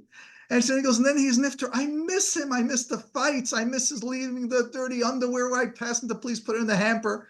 Yes, it is the most normal point in the world that when you have a relationship, the brain goes to, out of cognitive dissonance, to all the good things, that you all of a sudden forget even the negative points. And the longer the relationship ended, the longer you'll start doubting yourself. Maybe I could have stayed in the relationship. Maybe it wasn't that bad. look, he might be married with someone else and they're managing it. So the longer the space that we are out of that situation, the dissonance can kick in and will tell us it wasn't that bad. And that's where the self-doubt comes in. And that's why, unfortunately, when people go through a divorce, I recommend that they journal. They keep a letter of what they were going through and how angry they're frustrated. And then whenever they doubt themselves, go back to that paper or those papers. So this is extremely normal. Thank you. I'm just thinking that when these feelings come up, is there a way that you can flip, you know, some way that you could just flip it out? Or because many times you just like rotate it over and over and over and let it get deeper and deeper, taking a clutch on you. There's a lot of answers to that. Coach Menachem, what would you start with? Share two of them. I'll take Oshi, you take the next two, and I'll take two after that. We're a team. I know all these chavra. Coach Menachem and Oshi know that can answer these questions in their sleep. This is amazing. I could use a therapist from your place. Thank you. Thank you. One idea is that not to push the thoughts out of your head, because the more you want to push them out, the stronger and bigger they become. Right. So there are methods how you can slowly, do some relaxing and just watch your thoughts like on a screen or maybe on a cloud, and you slowly let it go. It goes by itself. You just see another thought and another thought. And again, it does take time, these ideas. And like Mordechai said, journaling, even now, journaling your thoughts, once a day for 2-3 minutes, all those thoughts, just write them down, and then you can go on with your day. Makes it a little bit easier to take the things out of your head, put it down on a piece of paper so that you can go on. And eventually, you're not looking to get rid of them. They're there, but you're okay. Baruch Hashem, thank you, thank you. Ushi, what are other ways that you would challenge the thought when the doubt starts kicking in? Oh, you're asking the wrong person. Oh. Like Menachem said, you can't really push away thoughts. It doesn't really work. It makes the thoughts stronger and stronger. So best thing is really to try to process it. My personal experience is I try to process it, talk it out with somebody, and just get clarity. And probably in your specific case, I'll probably tell you to mark down those cases why you had to get divorced and just think of those. Anytime the good romantic thoughts come up, try to write down the 5 things that you remember specifically that were impossible to live with, and you sort of like replay that in your mind because you're doing a lot of that. What's it called, Mordechai? The repetitive thoughts. What's it called? Obsessive thinking? No, not obsessive. The other word. Repetitive. Repetitive thoughts. There's a word for it. Yeah. Repetitive. I would give you one other way just to understand what personality disorders do. They do something called ruminating. Ruminating. That's the right word. Listen, I have my chaver here. They're all experienced. They text me. They're all texting you. Yep. So there's something called love bombing, and love bombing is that the way the complicated person gets you is that they give you this huge positive. They could give you a huge gift. All of a sudden, they turn on the charm, and you're the most special person in the world. Oh my gosh! This is absolutely. That's right. So up and down. This was a yo-yo all the time for 12 years. That's right. It's called doing the tango, but instead of dancing, it's throwing you each other across the room. That's right. I like that. So what happens is... But yet I would not believe it. I would not buy it because there was no way this could be true. It couldn't be true. But it was. That's right. So love bombing is that there's such an intense feeling when they were on the high that throughout life you don't get those. The problem is their highs come with major lows. And most humans give you normal levels of respect and of love, and then normal levels of challenges. So many times when there's a separation or a divorce, you're still looking for that high. And that's how one of the ways the personality disorder keeps you in the relationship, because no one can make you feel as good as they do it when they turn on that charm. It's unbelievable. You really know your stuff. I must tell you.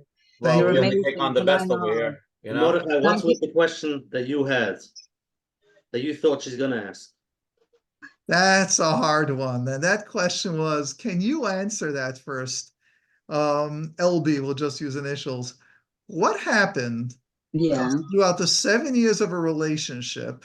Because this is a very classical situation that you know a person, and then all of a sudden, once you get married, the relationship totally changed. How do you deal with that doubt? Or how does it happen? How does I that mean, happen? I honestly think that you've got to experience it to be able to answer it, because offhand, it's an impossible question to answer how you deal with it.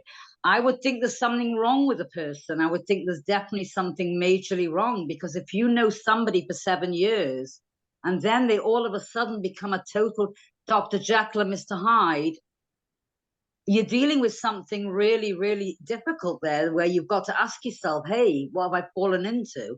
But 7 years is a long, long time when you're really going out with someone, or actually it was working together, but going out after, but you get to know the person really well. Yeah.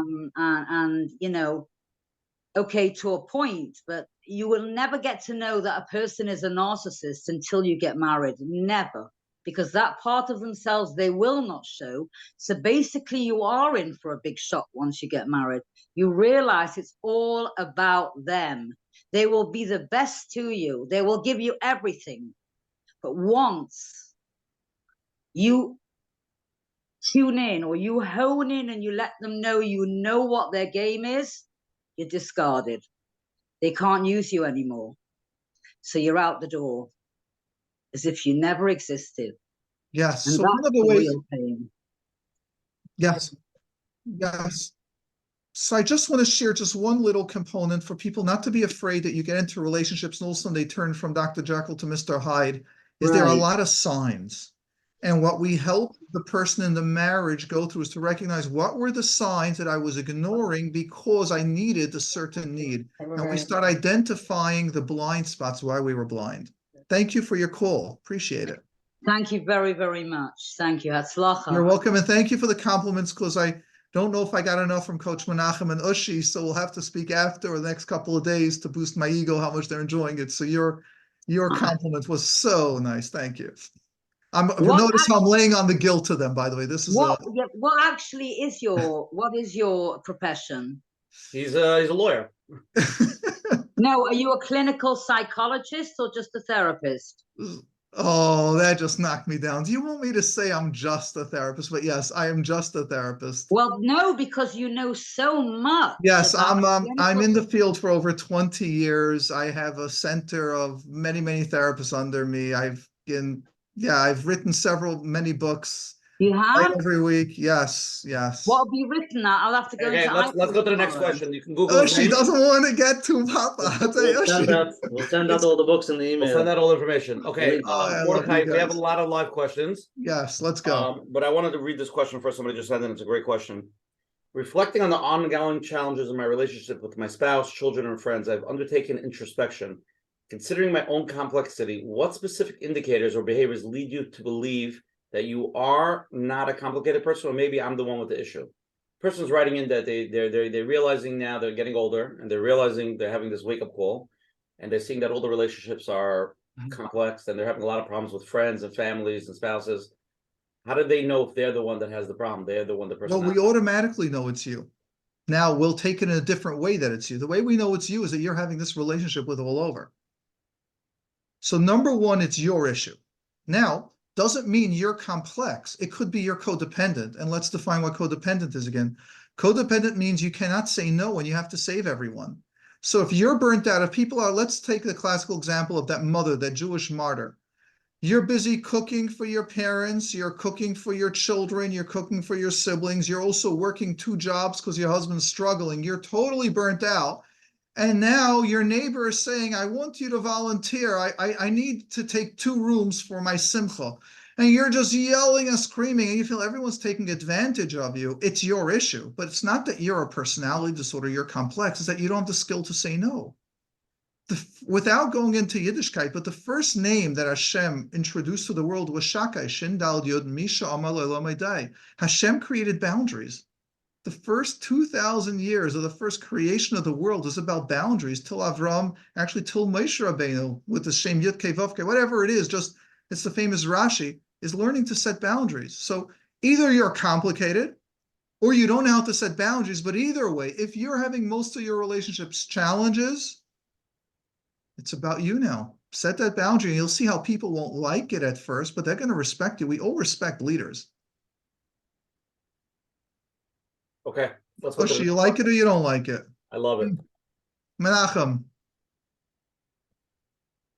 Yeah, I'm saying in the question, the way he asked it is pretty clear. But sometimes you have these shalom bias issues and people who they're fighting back and forth. You don't know who it is. So that's really the question. No, the person's doing self-introspection. The person is realizing that everybody around them, If it's everybody around them, yeah. But if it's not everybody around them, it's only, let's say in shalom bias, they're fighting back and forth, and then they're trying to figure out who is the one. They say it's you. No, it's you. And then you start looking around. Who do you have most of that issue that you have with the spouse, or does the spouse have most of that issue with others? Okay, let's go. You're live. Hi. Hi. Thank you so much for this class. I'm learning a lot. Thank you. So my question is as follows. Like, I'm looking at my relationships recently, and I'm kind of like having a hard time accepting that maybe no relationship is perfect. And I'm kind of looking for like some chizuk, I guess, from like a therapeutic perspective, like dealing with balancing relationships, like balancing the resentment, the pain. Like, we live in a world that isn't perfect, but I mean, even the relationship with Hashem isn't perfect at times. But what is life if it's not about relationships and trust? And if you can't, or I'm finding that trusting is, if you can't have that trust, then what are you really holding on to in life? And if everything is just not perfect, like I'm just having a hard time. I got you so clear. Let's see if I can rephrase your question, and then we're going to have again Coach Menachem and Ushi help me out over here. So I'm going to talk about the concept of attachment theory, but I first want to repeat your question. And to anyone that doesn't have your challenge won't understand your question because it's so simple. But anyone having your challenge, and I like saying Vani b'seicham, I've also have this. This is a very humanistic issue which most humans have. Your question makes a lot of sense, and that's as follows. Relationships means the safety and the security. Think about a child. When a child cries and the mother hugs them and soothes them, now this child feels safe. You feel attached, and you see them smile. But what happens when we get older and we don't get that mother's hug anymore? And now we're in relationships where there's pain, and we're not getting self-soothed. Like, how do you go through life if you can't self-soothe that pain? And isn't that what you're asking? I guess so. Well, if you're questioning it, maybe I didn't get it. Can you clarify your question if I didn't get it correctly? I'm questioning really the concept of relationships in life. As like no relationship is perfect, but how do we go about life with that acceptance? Like, I understand emotionally we could deal with it, and we can be there for ourselves. So let's try the words perfect. Yeah. So you're looking for let me take it a step further. Let's treat it as a therapist would do this. How would you feel when the relationship is finally perfect? Yeah, right after I finished speaking, I understood. You would feel safe. Great. So let's go there. That's right. So Okay. safety. So whenever, that's why I was going to attachment. So let's get there. So what you're looking for is safety. And if in every relationship there's going to be challenges, you'll never feel safe. And how could you ever go into a relationship? Right. Now, I'm going to do a therapy thing, and please don't take it to you because we're public and we're on air. So don't answer it. Now, let me give a little bit of history. There is something called attachment theory. Without going into the details of it, there was a psychologist, his name was Dr. John Bowlby, born in the late 1800s, and he's done attachment theory. Attachment theory was actually done on Jewish children in the kinder transport in London when they had to leave to go up during the kinder transport. He actually studied them. He was a British psychologist, and he tried to understand why some children, when they're away from their parents, they're able to succeed and flourish, and some children would fall apart. And he came up with 3 attachment styles. Today, there's 4 attachment styles. And his theory is very simple. I'm going to make a very long story short, so this way we can answer your question and take some more. And he shares as follows, that when a child has the attachment, the safety of a parent, the analogy that I see in my mind, so I give it as sort of like, think of an emotional gas tank. The child goes to the mother, mother hugs the child. Now the gas tank of the car fills up, and now the kid can explore. The minute it gets empty, they come running back to the mother, hugs them, touches them, fills up the gas tank, and they could explore further. Then the kid goes to school, they cry the first couple of days, the mother hugs them before, after, stays with them, and now they develop a gas tank of going further and further. So that's when there's a healthy attachment. What happens if the mother gives no attention to the child? Then this child doesn't feel the connection, doesn't feel can really explore, and feels it's sort of an avoidant where they don't get involved in life. They don't feel connected. Then you've got, so they go to places, but they just not feeling things. The third attachment is actually when the parent is abusive, yelling and screaming. This child is usually the one that's the bully, the one that's fighting, yelling and screaming, because the only attachment that they know is fighting and screaming, and they only feel good when there's a fight, and they still don't feel good. The fourth attachment's a little what I'm hearing you describe, and that's called it'll come to me in a moment. I think that the disengaged attachment, I'll find it in a minute. Emotional neglect. Close avoid, no, called the disorganized attachment. The disorganized attachment is the attachment when the parent gave you love at times, but at times weren't there. So what's happening is you're looking for relationships, but you're looking for that relationship, but you never felt complete by the parent. So now you can't feel complete in other relationships. And that's exactly what you're saying, I have relationships with people. So you know your parent gave you relationships, but looks like exactly what you needed, they couldn't. They could have been stressed financially. There could have been challenges going on. And now you're always looking to heal that attachment, that disorganized attachment. And that's usually what therapy helps you heal internally. And that's where we use different methods of therapy, of more like the IFS and the EMDR and brain spotting and somatic. These are all the different methods which are internally, or especially the mindfulness that I would highly recommend Coach Menachem's mindfulness weekly on Wednesday evening programs, which help you tune into the self. Mm-hmm. I wanted to add a little bit to the question before you started speaking, but go ahead. Did I answer the question with this? Kind of, because I was gonna say, I find that the relationships with parents is usually parallel to the relationship that we have with Hashem. Mm-hmm. So I guess like as I'm kind of going through this realization process, etc., I'm kind of also seeing that my relationship with Hashem is exactly the same. So what I'm looking for here is I understand that there are therapies that I could do and etc. But what I'm looking for here is really kind of like that chizuk, and that, like, how do I relate to this in a perspective of religion and Hashem? And that's what I'm asking for. So I have an answer, but I usually have a policy that I try to, since my license is more like in the therapy line, I try not to get into the spiritual and into the religious aspect. I think they have some great rabbanim on. So I have that, and sometimes one-on-one in therapy, I would discuss that, but publicly, I really try to stick to my lane. So Coach Menachem or Oshi, if you guys would like to share what you've heard from the previous amazing speakers, you guys could respond. Just an idea that I have. They do say it's related, the relationship with yourself, people around you, and Hashem. And like we heard from Mordechai, depending the first few years, how we grew up, attachment theory of trust of those people around us. But what I want to mention is that a lot of it is that the relationship with yourself. To, how do you relate to your ups and downs when you go through self-soothing, like we heard?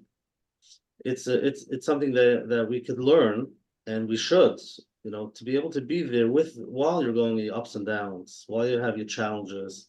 What are your self-talk? How do you deal with, yourself? Sometimes you can be great with somebody else, but when it comes to yourself, there's a lot of knocking, a lot of negativity. And many times it does reflect how you see Hashem, your spirituality, because it's how you feel about yourself.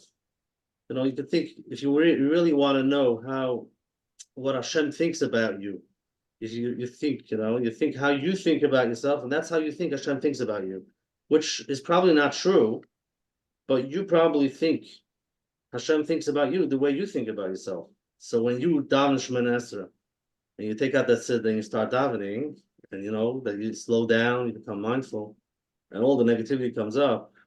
And sometimes it's so hard to daven because I don't want to face myself. I can't look myself in the mirror.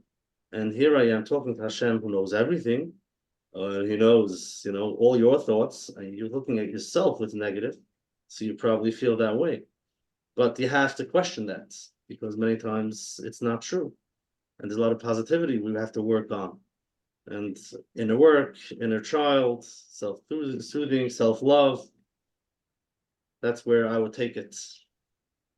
And I would like to add on to what you shared, that I had a close friend that once shared to me, he's about tshuva, that he learned emunah b'tachon from Hashem from his non-religious father. So I said, how did that happen? So he shared that his father was playing backgammon with a friend, and his father's not religious, and he's not religious at the time. And he'd ask his father, is it true that there's a Hashem in the world? And as he throws the dice, he goes, of course. He said it was such a confidence that his father, he knew there's a Hashem. He said, and later on, he's saying, well, if there's Hashem, then why am I not listening to his Torah? And then my friend was actually searching, and he became about tshuva. But the inner feelings that we feel in ourselves is what we can give to someone else, even though, as I shared earlier, the cognitive dissonance, even though the father doesn't practice religion, but in his heart of hearts, he lives with Hashem, and he believes there's a higher power, and he speaks to Hashem. His just challenge is doing the mitzvahs and being Shema Torah mitzvahs to a commitment level.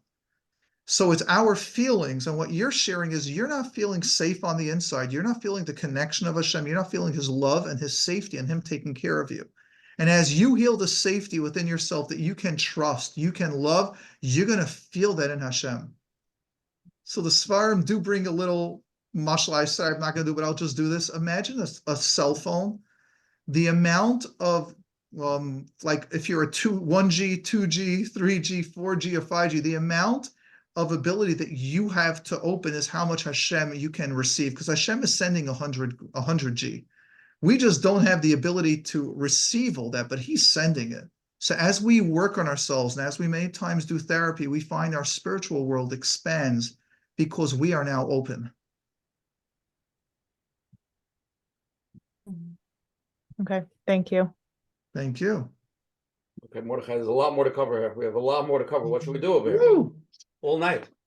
Okay, let's go to the Yes. next question over here. This might be the last question. So a few more that came in I want to really cover. Yes, Hi, go how are ahead. you? Yeah, okay, I'm on. Thanks. Thank you very much for your time. Thanks. So I have a question here. I married into a family that I'm married for a bunch of years. It's not new, but that has a grandparent that has a personality disorder. I heard before that it takes months to diagnose someone with a personality disorder. That might be true when they're younger, but once they're older, it's like all over the place. They are so chaotic, and it's so much chaos around them that it's the whole family is in chaos. And since I got married, and since I was always like this person just needs boundaries, this person just needs boundaries, and I kept on like, but the thing is, I don't have, the family's not seeing it, my husband even is not seeing it the way I see it. And I do my own inner work and I do things for myself, but still it's really hard for me to put up boundaries with the whole entire family that's just not putting any boundaries on a person that's, she's really chaotic, that grandparent. I'm really, really putting a lot of stress on the family. So what is there for me to do with my, I mean, I do put up Watch boundaries. this role play. Watch this role play. So you're doing everything right. Your question is phenomenal. Yeah. No, I'm not saying I'm not doing everything right, because Why not? they look at me as very snobby and I'm bratty when I do my boundaries and things like That's that. right. And they're allowed to, and you tell them fantastic. Watch this. You tell them, I'm so happy for you. Great. You would like me to speak more. I can't, but you do it. No, I just say I can't go over to my mother-in-law's house when she's around, just because she's too difficult to be around. That's right. They go, why can't you go over? You go, what's the problem? You go over. All these good people, all these family members, it's amazing how if you're going to be listening to those that are saying it, most of the time, those that are pushing you don't go. By the way, that's the easiest way when we deal with complicated people. You're going to notice the family members that push you to do things, they themselves aren't the ones going. And then they tell you, it's so easy. It's a grandmother. Let me ask you, let's see how accurate I am. Those people that are pushing you, are they the ones that are going? It depends. It depends No. who it is. Give me percentages. What are the percentages of people So that are pushing if you it's to go? Yeah, so her kids, that's my mother-in-law, let's say, and her siblings. So there are not a lot of siblings. Two of them are like constantly there, and they alone are complicated already at this point, codependent and very complicated. I would say my mother-in-law sometimes too, but the other yeah, they don't go. No, they don't go. But my husband is also not happy. Stop there. So no, just notice our point there. Let's do step one. The point is that most of the people that lay the guilt about what you should do not do it on their own, and that's the way they get you. So first step is when you're in a complicated relationship and people are laying the guilt, you always tell them, you know what, you're so right. Every time you go, give me a call and then I'll consider going after. You'll have them explode. That's step one. Now let's go step two. Step two is notice how they do all or nothing thinking like you have to go. So in the book, that Menachem will be coming out in a couple of months. One of the things that we do is you don't have to go direct. I don't go when she's there. You start learning to use excuses. I'm not feeling well, but my husband can go because he's the grandchild. He'll go with the kids. You find ways not to go and never to say that you're not going because they're complicated, because they can't hear it. They don't want to hear it. They don't have to face it. So you might get COVID and the flu every 6 weeks when you have to go, but your husband can go. I do that when it comes to weddings. I do that. But we also want to build the antibodies to be able to go. You want to build the antibodies to go and to go to the bathroom when you're there, leave early, like not to be afraid to go. Right. Limit the time, be there for an hour, be there a half hour. It's not an all or nothing. Go there for a half hour and use the bathroom. All of a sudden you got stomach aches. There's a lot of in-between skills that you can use that's not all or nothing. And you don't want to challenge the family belief because they're not ready to hear that. That's true. Right. So what we discuss in the book, and when we work with people with relationships with complicated people, it's not all or nothing. Can you go once in 6 weeks and be there, and then all of a sudden, like, just be quiet or go to the bathroom or go to a room, whatever it should be? Okay, yeah. So I'm going to change my question a little bit. So I don't have a problem to go to my grandmother if it's on my time and I just do it for a half hour or whatever. I can do that. But my question is more when my mother-in-law, when she's my grandmother's there a lot, really a lot. And my mother-in-law wants us to come over, and I don't want to be there so many times when she's there because she just talks to my kids a lot of things that I don't want she should talk to them about. And whatever, I don't like going so many times when she's there, and my mother-in-law doesn't get it. And not only that, she talks so much about her mother, which I don't want to listen to all this chaos constantly. Whenever I talk to my mother-in-law, it's only about this subject. That's right. And I'm trying to put our boundaries, but then I'm looked at as very snobby. And that's right. So I wonder if you can use some of these give skills like we discussed at the beginning. So in relationships, how to speak in a way that's gentle. Like you're saying, like, Schwiger, mother-in-law, like, I really appreciate how much you're taking care of your mother. Well, first of all, I would try things first differently. Like, there are many options of either just listening, taking the phone away, or just saying, the topic about the pain, like, I don't do well with it. I do that with clients when I work with them. We have to set certain boundaries. Like, we always start off with a positive. So you have the ability to be open. So for an example, there's another DBT skill, which is it's called FAST. It's be fair, but don't apologize, stick to your values and be truthful. So imagine you tell your mother-in-law saying, I really value the kibbud of aim that you do. In all conversations that I speak, I don't talk about challenges. Like, I tried this and my mother said that. So, I really value the shviga and I value that. I like talking about my kids, talk about the clothing, talk about cooking. These are the topics I talk about. You're being very direct with what you do. Yeah. Or if I'm triggered, then that's my own work. If who gets triggered? When my mother doesn't stop talking about this. Well, then you set the boundary. Then you go, okay, I gotta go. And we'll speak another time. You find ways of just hanging up. Right. And when they go, why do you hang up? You can go, oh, we were talking about the Baba again, and it's just too much for me. You can just, again, be fair that you could talk about any topic but the Baba. Right. We've got to do that sometimes with clients where they want to share the same topic over and over and they're not ready to change that topic. I'll go, okay, we've discussed this 3-4 times. It doesn't appear that you're ready to change yet about that. So how would you like me to proceed? Would you like me just to listen? Sometimes I do that. Fine. We'll have a session where I'll just listen. I'll go, wow, that's complicated. No, what should I do? I go, oh, we're not ready yet for change. And I make them own their choice. You can ask your mother-in-law, so what would you like me to do when you talk about your mother? Do you want me to give you advice? I've tried that, it didn't work. Do you want me to come over to save you? I can't do that. I can't be in that environment. I'm someone that needs calm. Right. There's yelling and tense. my body can't handle it. I get stressed, I lose sleep, things like that. It's just my body where you sort of take it on yourself. I can't handle it, but my husband could. You can call your son to come over all day. Let him But come over. I can't handle when my husband goes. So yeah, that's the thing. You're talking about a place of being removed. Basically, I need to work on myself to talk in a like kind of a removed way from this whole get out of the chaos kind of thing. That's right. That's right. Yeah, I get your point. Very clear. Thank you very much. You're welcome. And that's again the dear man skill that we've discussed about describe and assert and express and assert. And then you're reinforcing it, but you're being mindful and you're appearing confident and you're negotiating. And part of it will be with your husband saying, okay, I understand your mother. I understand where you come from. I understand you want to go to your mother and to your grandmother. How can we limit it to once a week? Or when you go there more often, you don't tell me about it, but you come home at a certain time. So instead of being there and I feel, oh, they're going to keep you kidnapped there for hours when I need you, like, let's make up a time when you're back. I know many times spouses where a husband wants to go to a Kiddush on Shabbos, they finally have their friends. They say, you know what, the davening finishes at 11:30. 1 o'clock, you have to be home.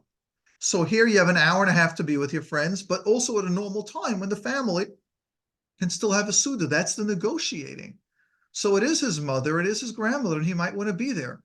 But they might want him there every single night. You might want him there never. And the negotiations will be maybe Shabbos afternoon. They'll go over with the kids. Here, very clear. Very clear. Thank you very much. You're welcome. Okay, Mordechai, here's somebody sent in a question. I'm just going to read it. It is getting late, but it said, in grappling with persistent shalom bias issues in my marriage, seeking assistance from rabbis and askanim has been our approach. However, these individuals may lack personal insight into personality disorders. How do you navigate interactions with askanim and family members involved in resolving relationship challenges, particularly when they may not fully understand or comprehend issues related to personality disorders? And I do want to talk a little bit about askanim. Sometimes they get involved and they're not always aware of what's going on. So that's why I appreciate the Coach Menachem program that you and Ushi do. And that is the awareness. And if there's an askin or a Rav that is not knowledgeable in this area, just find one and then you just make the switch. It's that simple. You have the power. So an askin gets involved, you notice they don't know what they're doing. And I want to share the positive is that someone wants to help. And askin someone that usually does things for free. So someone wants to help your situation, say thank you, but now find someone that's knowledgeable, just like a therapist. Some people could master OCD, some can master personality disorder, some can master depression or anxiety or other levels. So it's not a problem if someone doesn't know it. If you're noticing it, you have the choice to participate or not, or to say, I don't feel you're knowledgeable in this area, but don't say you're not knowledgeable and you're out. Let's find someone that is. Right. So the question is probably, let's say, after a divorce, and then there are two sides, and askanim get involved on one side, and then there is no one to talk to. Get your support. Get your group. Keep on going to your therapist for your support. That's where you need the support. That's where therapy comes in. It helps keep you grounded. A therapist has experience with personality disorders or with divorce. Not someone that works with children on anxiety. Play therapy could be great. And it's great for a child that needs play therapy, but not for someone, or unless that therapist also has skills for children going through divorce. But if you're dealing with a complicated person and you're going through doubts and it's post-divorce and these issues are still going on, you need the experience. Amazing. Yeah. Yeah, there are always going to be those good people out there that want to help that don't necessarily know exactly what they're doing. And that happens in every field. Those are in the legal field, in the accounting field, in mental health field, in the halacha field. And it's about connecting to the right people. And if it doesn't smell right, reach out to the Rav or to an Askin that has knowledge and experience in the field. And they will guide you how to stop with that person and how to continue with the next. Mordechai, let's try to squeeze in another live question. You're on. Thank you very much for taking my question. My general question is if mental illness is genetic, but it's a little different. It's a little deeper than that, just because a child who grew up in a home that's very different than the home that his unwell parent grew up in. Like if the parent who has mental illness grew up in a home where there was a lot of shame around it, and he got beat up over his mental illness, and at some point they took him off his medication and they pretended it wasn't there, and all that kind of stuff, and eventually it progressed to become very extreme, right?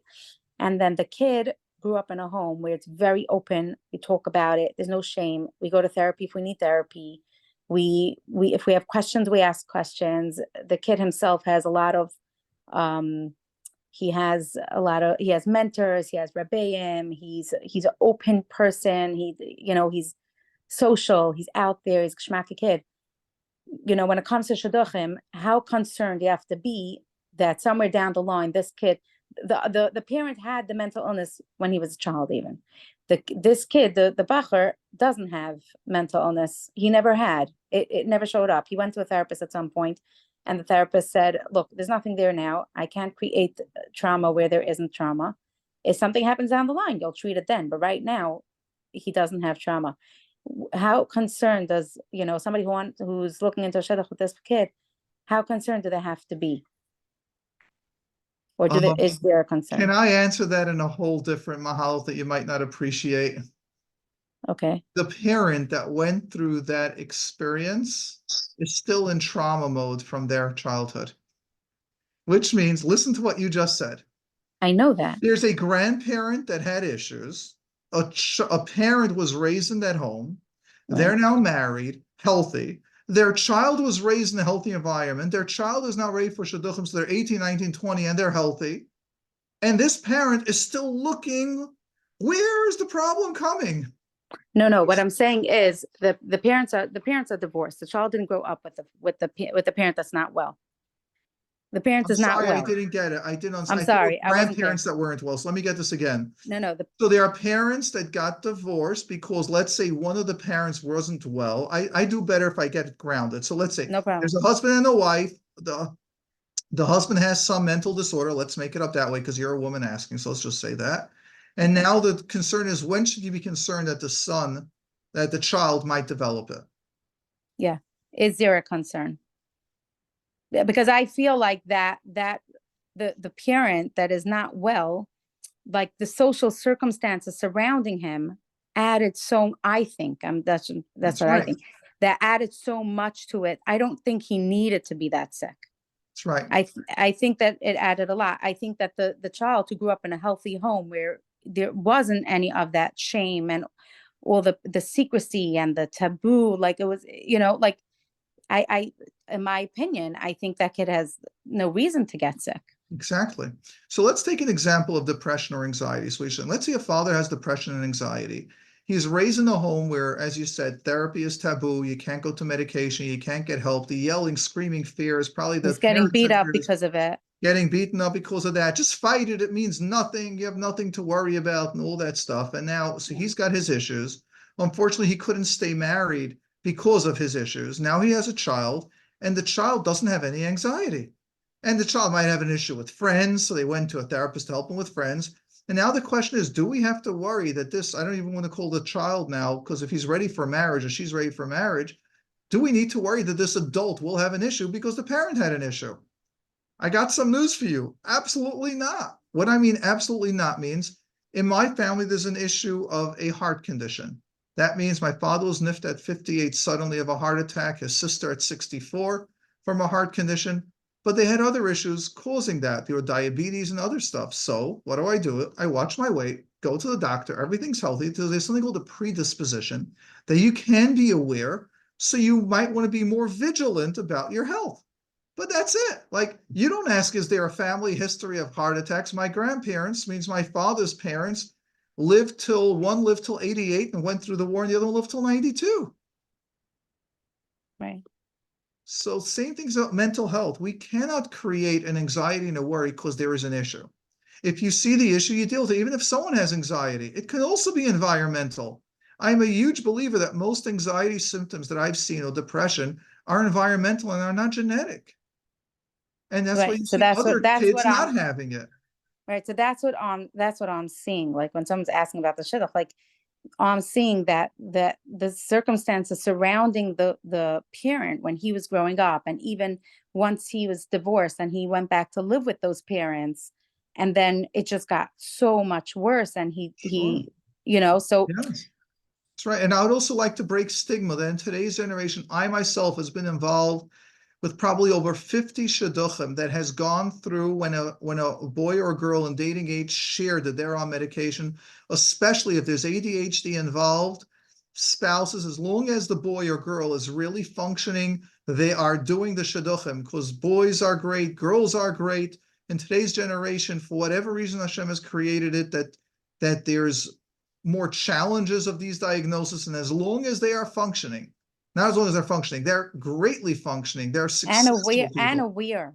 And I think the aware. awareness is so That's right. important. It's not a big deal That's if you right. could say it out of your mouth. Shidduchim are going Yeah. through, and this is our medical conditions as well. If someone's got Crohn's, or if someone might have a little something, a heart murmur, whatever it should be. If someone's predisposition to diabetes, and they're saying that if someone's got that, they're just informing us, saying, I just want you to know I'm taking diabetes, this medication. If someone's got a thyroid issue. Today, there's a lot of awareness and a lot of acceptance as long as you're owning the issue and you're taking care of what you need. Now, some people have said no, I admit, but a huge percentage, especially when they ask permission to speak to the therapist and they hear that they're phenomenal, greatly aware, boys and girls, and they speak to the Gedolim today, the issues that are going around are those that have mental illness and are not dealing with it. But those that are dealing with the issues are making phenomenal husbands and wives, phenomenal parents, phenomenal grandparents, so accepting, understanding, and extremely supportive. Yeah. So I appreciate this awareness that you're giving me the opportunity to mention that. Ushi, what do you say about this? If someone's got, mental illness, or if someone's on medication, like, do you think it should now be that's it? I think it's a very tough call as a parent. I think there's always the concern, you always want to be very positive and look at everything in a great light, and you want to do a shidduch, it's exciting. The other hand is the fear of, getting into a sick bed. Ultimately, between you and me, my personal opinion is I always feel no matter who you do a shidduch with, it's always that risk. Person can come from a beautiful family and everything, and then I've seen countless times them fall apart. And It's like women getting postpartum depression. I mean, nobody can guarantee their child won't get postpartum depression. But I think the most common thing that we need to look for in shidduchim, just a personal thing, is the honesty, openness, and that the person is a good person. Because I think a person that's fakert, that goes through or seen a lot and is open-minded and watches Coach Menachem, is usually, the person that when life will hit them, because it will hit everybody, even if you come from that perfect bubble. Because I don't really believe today there is a perfect bubble. I think we see it and we want to believe there's such a thing as the perfect bubble and the perfect family and the perfect shidduch. But from what I understand and what I see in my experiences, every family is kukuluvu in their own little way, and everybody has their own little problems. And like when you go to the doctor, it's like, anybody in your family have mental illness? Who doesn't? Anybody in your family have a heart condition? Who doesn't? Anybody in your family have cancer? Who doesn't? I mean, that's the world we live in. So we really want to look for the cream of the crop in those situations versus looking for a fantasy thing that doesn't exist. And usually in those fantasy things, once those people get involved with that, they realize it's more of a fantasy than reality. It's not really so much reality. So you want the real thing, the real deal. You want a boy or a girl that went through things in life and overcame them and is a solid person, and where they're holding and where they've been, versus the person who comes from that little bubble when life will hit them sometimes actually could work against them. It could actually be, they could be more weaker when they have their first challenge because they're used to that cushion versus somebody who has some type of experience. I did this with my children, so I respect a lot people that went through things, and I called the Rebbe and I called the teachers, and then I only cared about the boy more than the outside stuff or the it's the person, because that's what you're dealing with. It doesn't mean that's the magic recipe that answers all the problems, but at least you're working with something versus working with, oh, he has such beautiful parents. Parents have so much money. How does that help you if the boy is going to be a cuckoo, or he's going to be abusive or narcissistic, or the same thing with a girl? How does the parents exactly help you? It makes you feel good. It's a nice shidduch. You make a very nice chasana. It's going to be a shayna. They're going to serve ribsteak. But sorry, I'm going on. Yeah, someone just shared with me a message that looks like they're sending. It says, my in-laws promised they would be there to help support my marriage to my husband with ADHD and ASD. And then the minute we broke the plate, they forgot the conversation. Now all the complaints turned on me. I used to be idealistic and accepting. Now it's like reverse. Well, first question is, were you even given a choice? Were you given a choice, told that your husband has got ADHD and he's got ASD, and what was promised? And where's your family and your support? So just to realize, to everyone, when there's this feeling that I was cheated and mental illness and run away, it's again looking at the family, looking at the whole picture. It's not what someone said. Was there commitment? Is your family there backing you to go over to them saying, you got to get involved. You made a commitment. This is going on. And that's a lot there, but it's not easy. And for anyone in this situation, absolutely, there's a lot of tragedies, as well as those that we had no idea that they have anything, and something develops later on.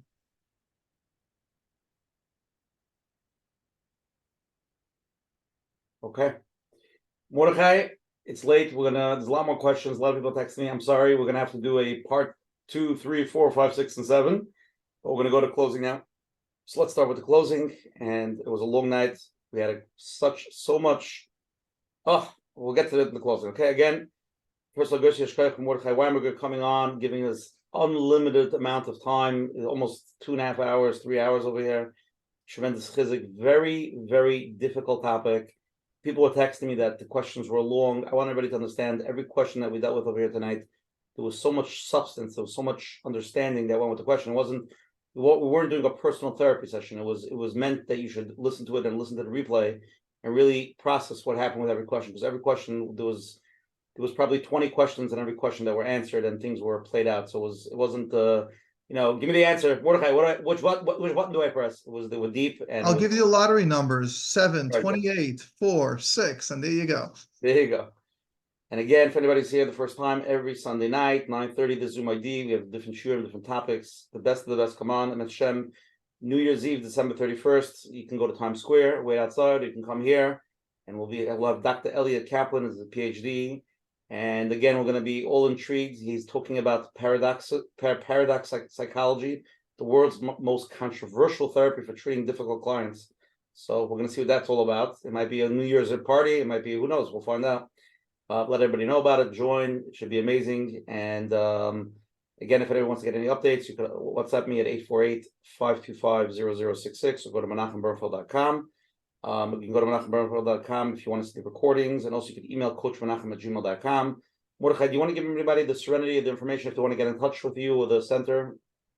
So we'll just do this once, and we'll just do it quick. So the center you have to be New York based. Right now, we're only taking insurance. My vision and my dream is to have great therapists covered by insurance. So we don't take out of state, and we don't take it out of pocket. So specifically, so that number, we have telehealth, so we can do therapy via Zoom or on the phone, or of course in person. We've got for children, adults, all these topics, including dealing with complicated people and personality disorders and the treatment for that.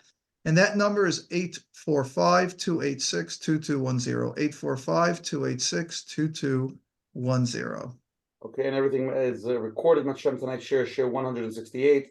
You can listen to on the phone lines at 848-777-4769, 848-777-4769. And when it's sent to Mordechai, you can upload it on his platforms, and it's showing everybody able to listen and gain together. Thank you again to the Liquid Scoop, Eli Nario for 5 Town Central, Chayla Kaufman from JCN. I'm going to go for the closing, and Coach Menachem and the Mordechai. We're going to give you a few minutes to leave the oilam with the punchline. But it's basically, in short, I think what I take away from tonight is at the end of the day, we're dealing with life is complicated and everybody's complicated. There's a lot of complicated people out there, and we have to learn how to work on ourselves. We're not going to change anybody, whether it's a spouse, whether it's our children, whether it's difficult bosses. Somebody's texting me, we didn't talk about bosses. It's all the same concept. At the end of the day is we have to learn how to navigate our personalities with other people's personalities, and we have to make the best decisions we could. And sometimes, yes, even though that's the default, sometimes there are times you have to try to avoid when the things are just impossible. I'm not saying not talk, but sometimes the only option is to try to stay away from it because it's just too hard for you or it's too complicated. But ultimately it comes into our own self-work, and we have to get the skills. And hopefully with tonight's program, people realize that it's really totally in us. We're not going to fix the other person, and this question is what we're going to do. At the same time, taking care of ourselves and self-care, self-help, and making ourselves a priority without being selfish about it, right? But without being healthy and having your outlets and your group of chaverim or your friend to talk to, or your therapist or your rav, or even a coworker, anybody that you could schmooze with and get into a deep conversation and be emotional and vulnerable with, and try to recalibrate yourself. I love that word. I'm into it tonight. That you like to recalibrate yourself so you're on a healthy, balanced standing. You're eventually going to get sucked into some type of disorder, one way or another, whether it's a personality disorder or a mental disorder, or depression, or who knows what. So we need to stay healthy. It's not a selfish thing. It's something that we need to do. And if you're not doing it, chances are, like we've heard tonight, you're probably falling into that codependency trap, or you're just falling into the unhealthy trap. As much as healthy as you are, and maybe you are, but it's going to suck you down and it's going to eat you up alive. So that's my takeaway from the share. And definitely buy all of Mordechai Weinberger's books. You can find them all over the place. And now, Coach Menachem. Thank you very much, Mordechai. I have to tell you, tonight's program, everybody enjoyed it, and the truth is we can go on and on. We do usually go on and on when we meet. Yeah, there's so much to talk about, and Baruch Hashem, people are getting the help they need. And wherever you are, whether it's the Lakewood radio or the Monday night the Zoom or Yiddish program called Mavasa, Mordechai, wherever you are, it's just amazing to see how many people listen and they get the help they need. And you're a bracha to the Welt. Like Thank all of you. us. We have to believe, and that's what I'm going to leave the audience. They have to, slowly we have to get back to see how we relate to ourselves. How do I look at myself? How do I feel about myself? And it really goes deep. How do I really, it's like, it's only you, between you and Hashem, because your thoughts, who knows your thoughts? And your deep thoughts, even those that you share with your friends, but your deep thoughts are really like, what's really going on? What do I really feel? If you slowly get, become aware of that, and if it's negative, there's work to do. We can reparent eventually, get back to ourselves, and then we can connect to Hashem, like we heard. And then we can be a bracha to the Welt, wherever we are, like with the boundaries, understand we're okay, take a deep breath, relax, you're doing great, keep it up, and that Hashem loves you, and things change. So thank you very much, and we'll be in touch. Emetz Hashem, another program. Eretz Hashem. I would like to close with something that we did not discuss, and we will just close with this concept. I have a strengths-based perspective in people, and that means we're strong, we're resilient. Just like antibodies, we get a little sick, but then the body develops antibodies, and now we could handle that illness or that issue. We are strong, and when we learn the skills how to deal with complicated people, we don't fear it, we embrace it. We don't have to avoid it or fear it, as 85% of the people have shared, and we don't have to run away from relationships, as 65% of the people shared. We can do that, and the power is within us. And being on here again and being invited by both you, Coach Menachem and by Oshi, watching how far you've come, watching how wherever I go, I hear about your programs and the guests that you have. That's the power of changing yourself and doing something one step at a time and continuing that. And it's 4 years, and it's 168 shiurim, and that's the power of resilience. There were a lot of successful things happening in your life and a lot of challenging things happening in your life, and some programs that were amazing, and I'm sure some programs that caused a little heartache, and yet you had the resilience to pull through. And if everyone could look at the thousands of people, tens of thousands of people, sometimes hundreds of thousands of people that listen to certain shiurim, that power that the two of you are modeling is what I'd like everyone to take with dealing with complicated people. Let's not avoid it. Let's not run away from it. Let's not create the fear. Let's embrace it. Let's know we have the power. A concept we didn't even get into, that's intergenerational trauma, but there's also intergenerational strength. I have a grandmother that survived Auschwitz of 9 months. Her husband went through a labor camp. My other grandparents went through. This is all in my genetics. This is all in every one of our genetics. No one went through the Holocaust, or grandparents or parents, or some of them were still zeichet to have those actual grandparents or parents alive. It's within us. Let's learn the skills. Let's embrace the challenge. Let's not disconnect. Let's not alienate. Let's develop the antibodies, and let's make that. And you, Ushi, and you, Coach Menachem, the best example of that. Thank you, and it's an honor to be invited here and an honor to be a close friend. Shkoyach. Mordechai, from the best shiurim ever. Oh, now we got it. Good night, everybody. See you next week, same time, same place, with some paradox psychology. I'm getting excited already. Take care. Good night.